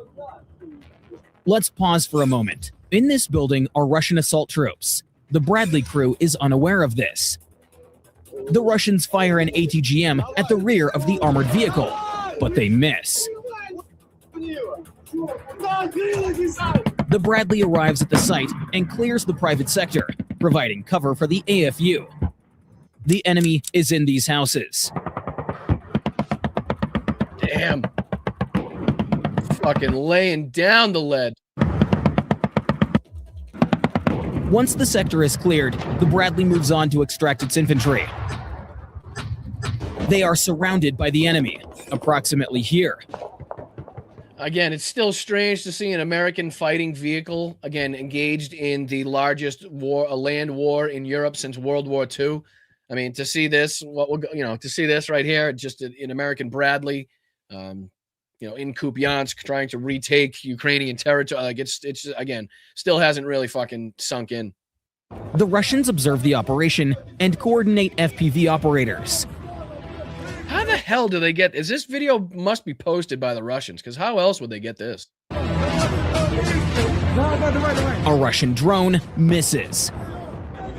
The Bradley evacuates the... And again, this is just kind of a visual representation to show you what's actually going on when we talk about, Ukraine has taken back territory and liberated territory and fought for, this many square kilometers. And when we talk about and show you maps, what's going on, this is what's actually taking place, right? I know it's easy to move pins on a map and to, the colors switch around to say who's kind of taken over that territory. Like that's one way to look at it. But unless you actually see what's taking place on the front lines, it's hard to get the direct impact. It's hard to know exactly what people are experiencing when we talk about, okay, liberation or retreat or whatever it may be. So, I think it's very important that we also take a look at what the soldiers are actually going through, as opposed to just, words or pins on a map. Soldiers. An M117 arrives to extract the remaining group. It withstands enemy fire, picks up the team, and, damaged, returns to base. Russian infantry occupies the houses. At this moment, a second Ukrainian Humvee carrying explosives approaches the 5-story building with the enemy inside.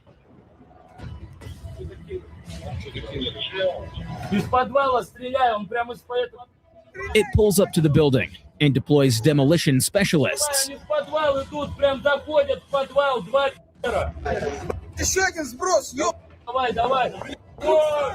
They drag the charge into the basement and return to the armored vehicle.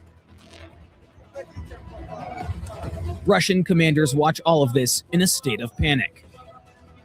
They transmit alarming messages to their soldiers.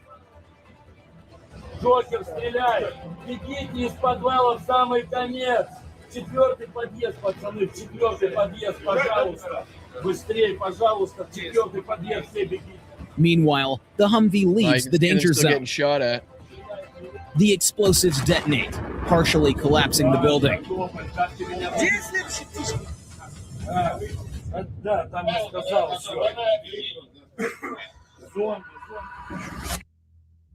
Fucking nuts, right? I mean, it's just to kind of to give you a little taste of what's happening, a little taste of what they go through. I know it's not, it's not all of it. It's not.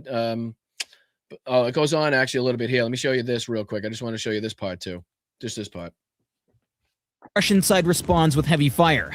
For now, the AFU cannot advance here.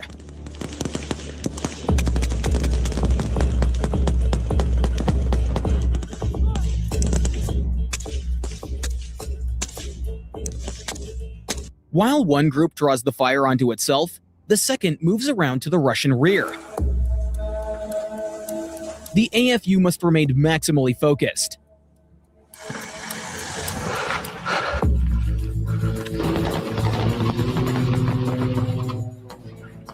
One of the soldiers spots the enemy and reports it.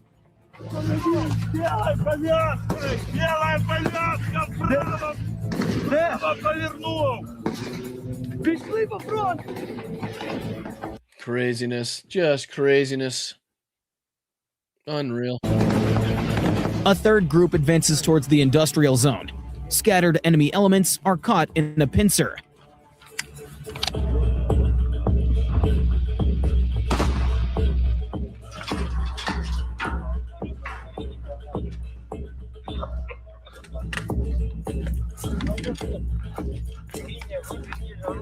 A massive artillery barrage begins.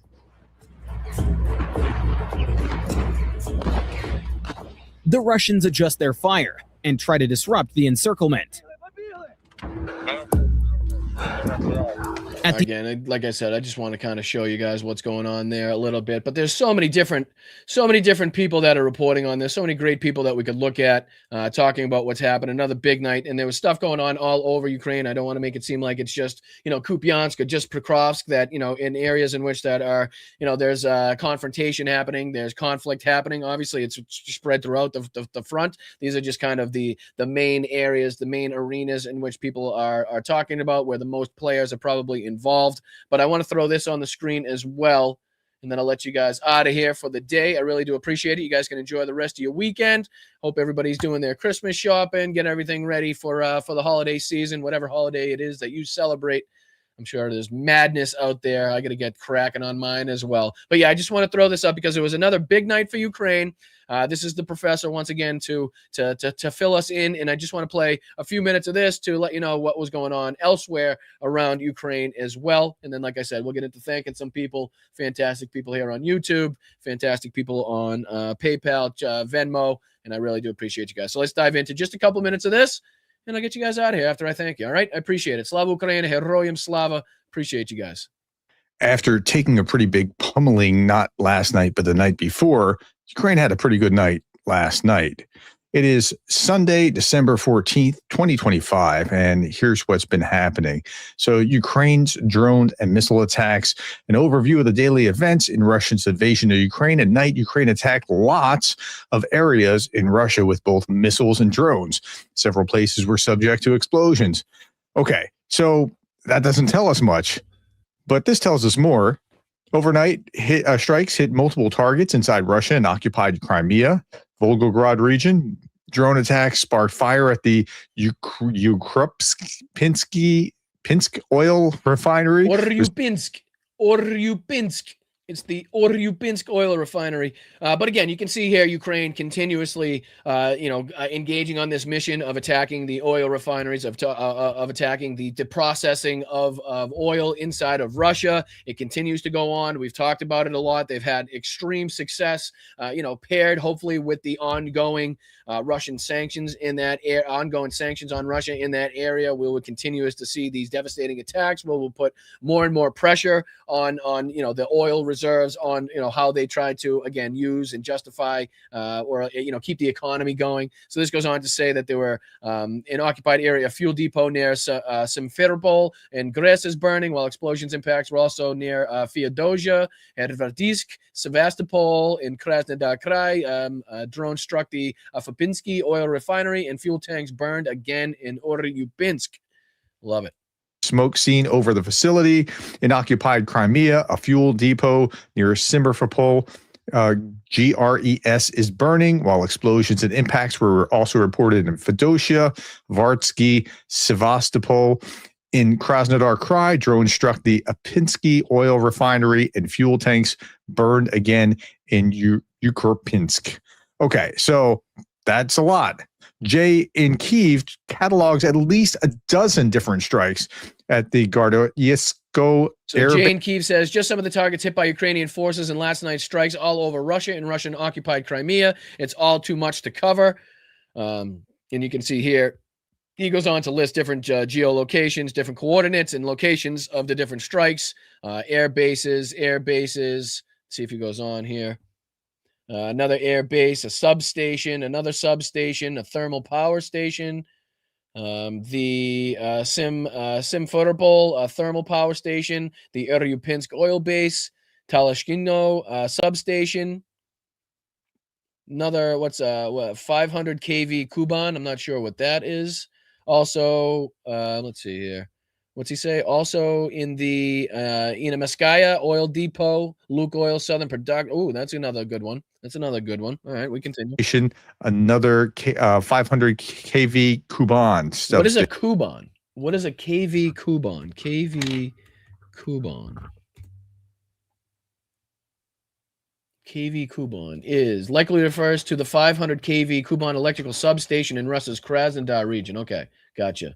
Makes sense. A key energy facility that has been targeted by Ukrainian drone strikes, disrupting power and oil logistics. It also relates to the larger Kuban region, a fertile area in southern Russia. The historic FC Kuban football club. Probably not what they're talking about. I'm going to assume. So yeah, talking about another electrical substation that has to do with their power and oil logistics. In case you were curious, like me, what a Kuban is.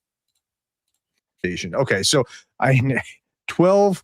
At least a dozen hits here, catalog, and you're seeing the theme here. It's either military, oil, or a substation, and most of these. Well, strange how we continuously see that they are justifiable military targets undertaken and struck by Ukraine, as opposed to residential facilities, hospitals, schools, that type of stuff. Continuously going after what Russia uses for war purposes, what can harm and defeat their war power at the quickest, and again, not civilian infrastructure.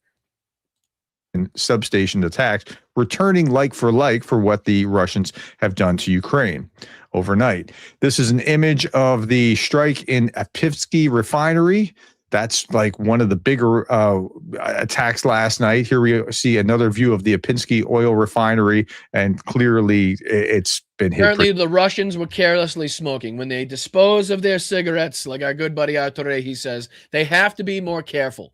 These careless Russians just throwing away cigarettes near these dangerous plants and oil refineries, and it leads to explosions like this. Just careless Russians. Pretty hard.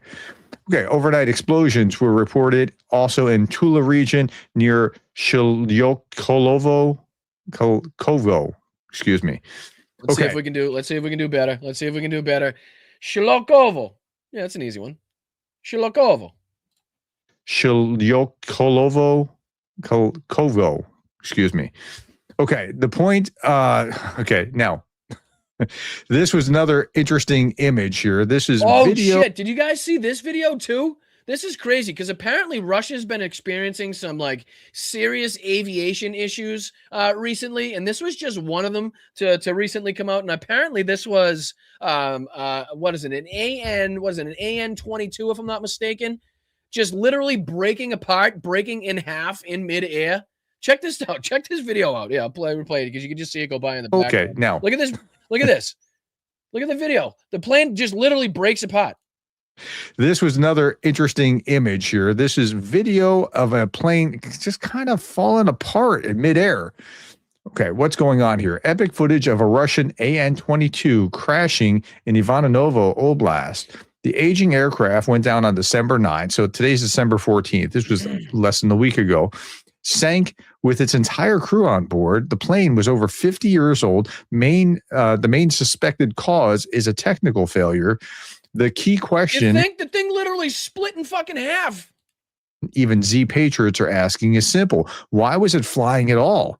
Russian Defense Ministry had officially claimed that all AN-22 aircraft were decommissioned back in 2024. Well, you're saying the Russians lied? Oh, geez. Oh, man. How could they ever do that? That's something that you never hear that. The Russians just never lie about anything. And of course, this is probably due to the lack, again, of aircraft that they have in there, just the necessity that they have. The same reason why they were taking fucking Katyusha rockets out of museums to use those on the front lines, because they didn't have anything else to use. You know? So this points to a systematic problem. Old Soviet aircraft are being pushed until the bitter end. They're either pulled back from reserve or Yeah, kept. you can see here, it says this is already the second major military transport aviation disaster in the Ivanovo Oblast in just a year and a half. In May 2024, in IL-76 crashed there as well, killing 15 people. And hopefully he goes on here to play this video. Yeah, check out this video. Or kept in service far past their lifespan with an entirely predictable result. And as you saw, like this was just, I mean, it was falling apart Look at in that midair. thing. I mean, there's multiple angles of it too. Here, let me see if I can do this. I'll see if I can play it. Find a clearer video so I can control it myself. Russian plane AN-22. Let you bring it up. Oh, come on. Russian plane AN-22 videos. All right, here we go. Yeah. Share this tab instead. Put this on the screen for you guys here, because this is wild. I mean, look at this. It's quite literally in half. It is in half before it hits the ground. How does that happen? How?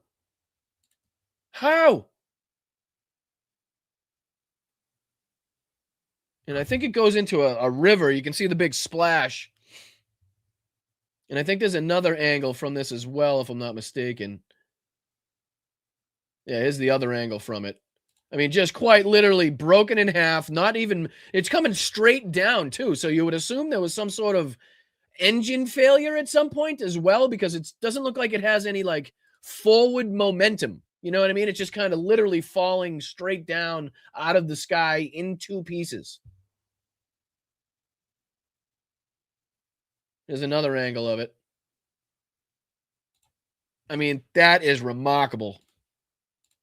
I mean, you can clearly see, here's the moment it breaks apart. So it was intact literally not long before it hit the ground. So was it engine failure? One would kind of have to assume that's why it's not kind of traveling forward. You know what I mean? It's just going down. Didn't look like the props was spinning at all as well.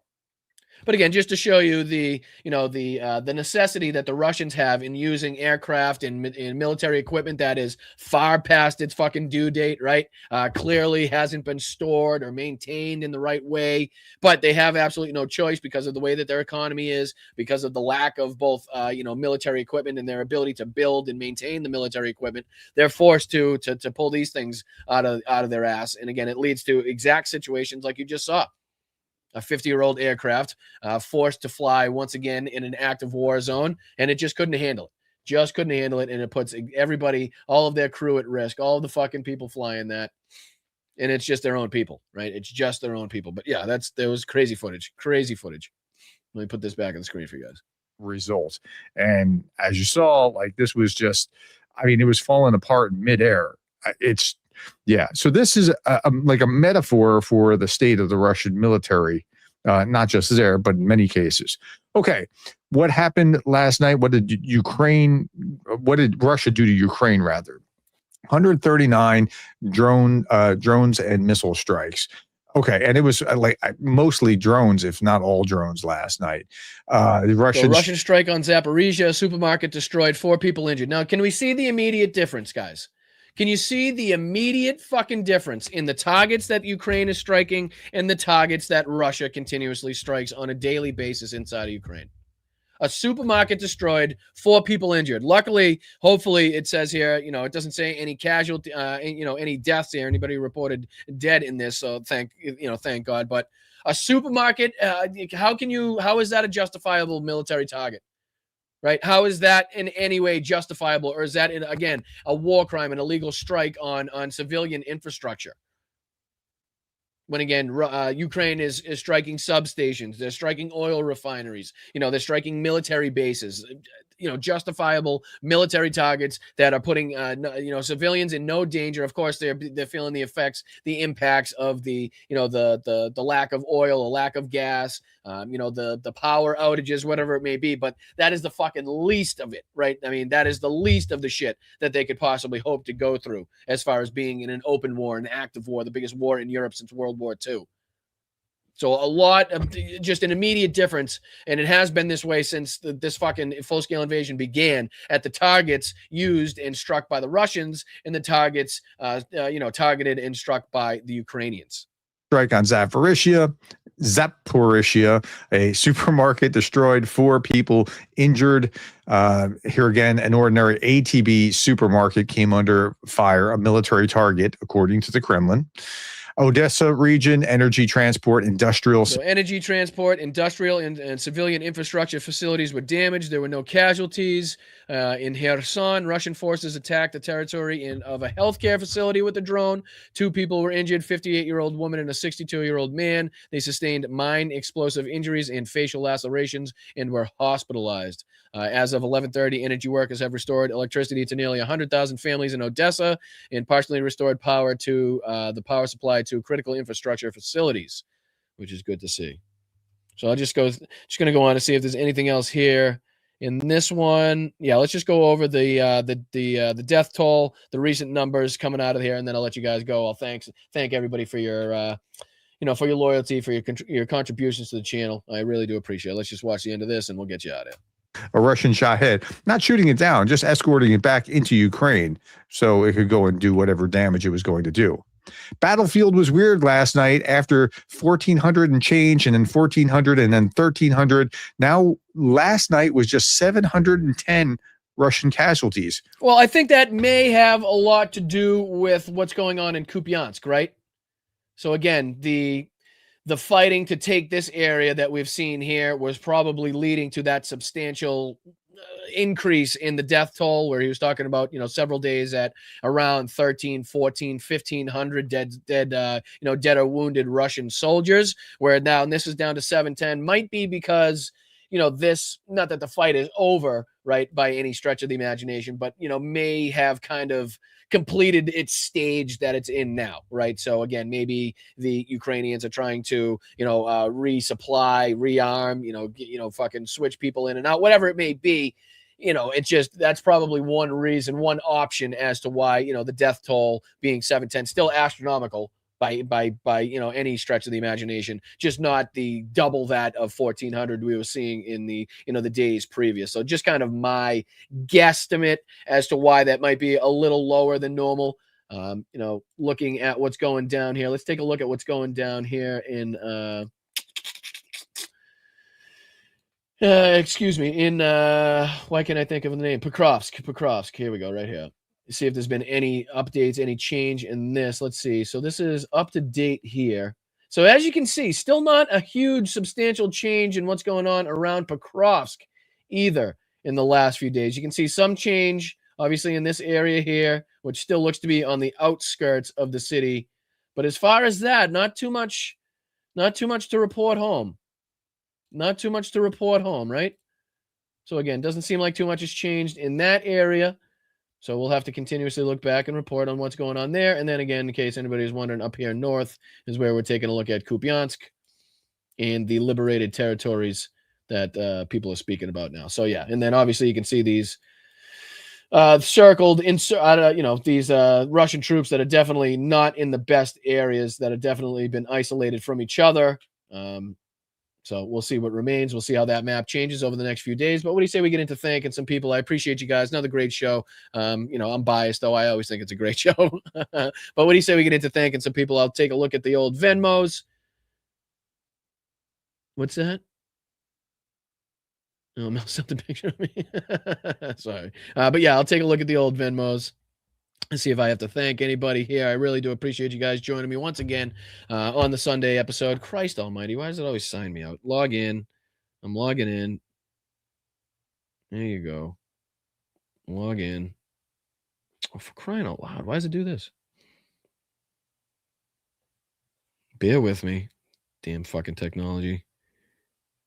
It's going to be this one. And then it's going to be that one. All right. So what do you say we get into thanking some people? So first and foremost, thank you to Damon. Thank you to Jenny Faye. I really do appreciate you guys. Thank you to Nancy. Thank you to Karen. Thank you to Dame again, Victoria and Tom, as always. Claudia, thank you so much. Linda, you guys are just fantastic. Peter, Nicole, all of you guys that have contributed within the last few days. I want to make sure that you guys get your show of appreciation, your shout outs. Let's see here if we can check out on the old YouTubes. Can I even pull up PayPal? I don't even know if I have PayPal on my phone. I should probably pull that up so I can thank everybody that's contributing on that as well. But Berkeley, what's going on, my brother? Appreciate you, B. The holidays have made it harder to catch every episode live, but I'm here with you today. Let's go. Well, I appreciate you, my man. I do. And believe me, I completely understand that people are running around like chickens with their heads cut off right now, trying to, get fucking gifts for people, shopping, getting food, trying to set up the house for guests, or, getting yourself set up to go to somebody else's house as a guest. So believe me, I understand that both financially, it's a very tough time right now, trying to make, the presents work, trying to make everything work for the holiday season, as well as, everybody's extremely busy. So if you don't catch it live, if you have to catch it afterwards, after it's posted, or if you just kind of, pop in to leave a comment in the chat, or leave a comment after it's posted to, give a little boost to the algorithm, I would very much appreciate it. You can also check out the other videos that I've done, the edited videos and the shorts that I've done. That's a huge way to help the channel as well. You boost those, share those out there, keep the content going. I very much appreciate it, P. So happy holidays, Merry Christmas to you. I hope you have a wonderful one. Thank you for stopping in and contributing to the channel, my man. Boston Brian, is that a Rodney Human Growth Harrison jersey? Hey. Don't you be talking about Rodney like that. And yes, sir, it is. It very much is. One of the baddest men ever to do it. One of the baddest men ever to do it. And I don't care what his initials were. I don't give a fuck what his initials were. The guy was a truck. The guy was a truck. I love the way he played. I love his attitude. I love his I don't give a fuck who you are. I'm gonna punish you for coming across the middle type of attitude. And that's kind of what I represent. So yes, it is a Rodney HGH Harrison jersey. You can pound it. I'm just kidding. Thank you for the 2. I appreciate you, brother. Shout out to you, man. Mark P, let's go. Once again, congratulations to you and Liz. We are very proud to say that, proud to have you here as a mod, proud to have you guys here as part of the family. And we wish you all the happiness in the world to you guys. So thank you so much. And congratulations once again to Mark and Elizabeth. We really do appreciate you. Thank you, Deb, as well, for the 5 gifted memberships. Deb, can't thank you enough. Make sure the 5 people in the chat that received those gifted memberships are thanking people like Deb and anybody else for that matter that was kind enough to donate financially to make sure that everybody else or other people could engage in a membership as well. So thank you so much, Deb. Thank you, Mark G, as well. Zelensky flexing Ukraine strong. Again, it's a huge sign. It's a huge boost of to the morale of not only the people of your country but also the military to see a leader leading from the front.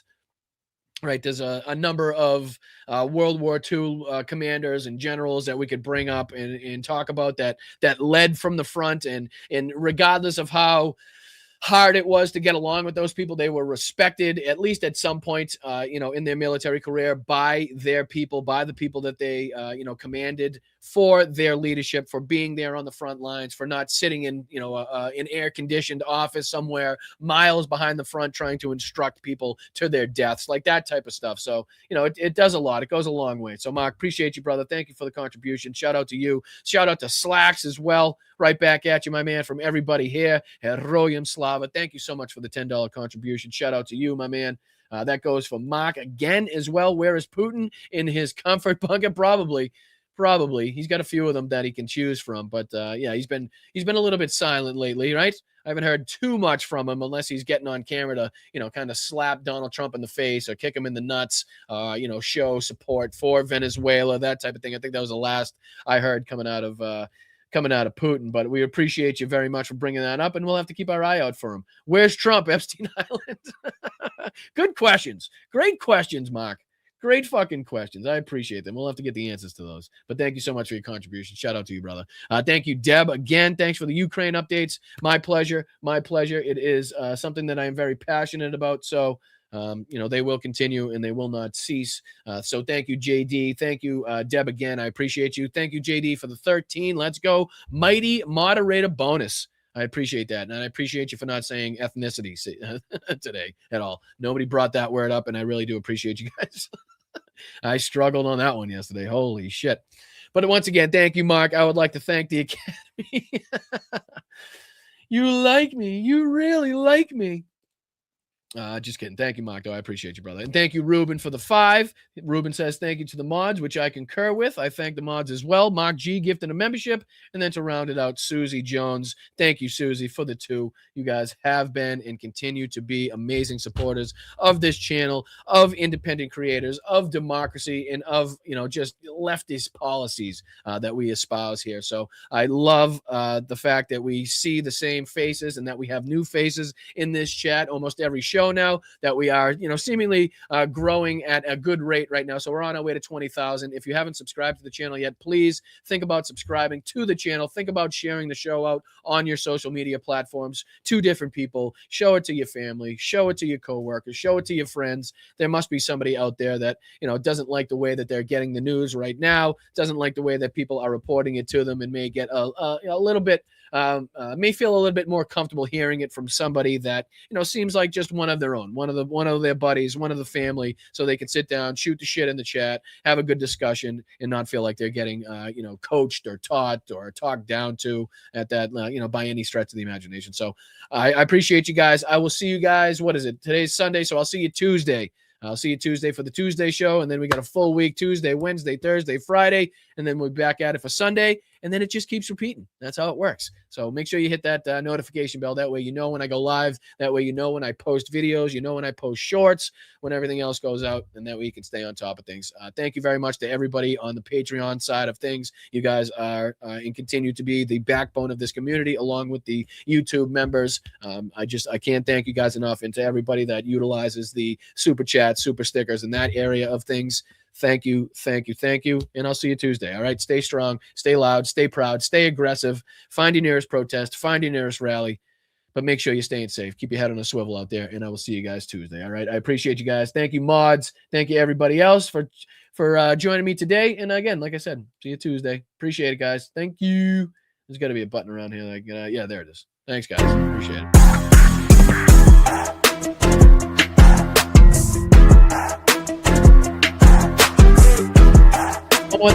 One more thing. I got to say, make sure you guys are checking out my Substack as well. I just started a Substack. It is realbostonbrian.substack. I believe that's how it goes. There's too many fucking platforms now, for Christ's sakes. Blue Sky, Instagram, Facebook, Twitch, Twitter, fucking YouTube. What's the other one? What's the one Instagram has? Threads. Right? This one, there's just so many of them. So make sure you're supporting wherever you see me. I appreciate it, guys. That's Real Boston Brian at Substack. I would be, very appreciative. It would be very kind of you if you were to sign up over there. And it's free. I don't know how to use it. I'm not going to lie. But as far as I know, it's 100% free. I'm not charging anybody anything for that shit, nor would I. So sign up over there. I appreciate you guys. I'll see you later.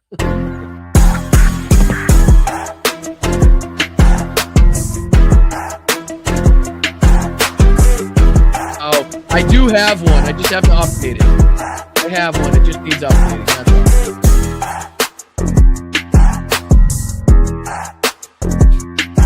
Thank you, guys.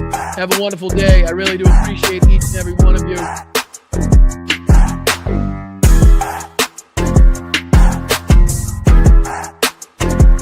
Thank you, Pop. Love you, big guy. Hey, Adam. What's up, dude? Good to see you, man. Hope you're well, brother. Hope you're well, man. Good to see you in here. Thank you, everybody. Thank you, mods. Appreciate you guys.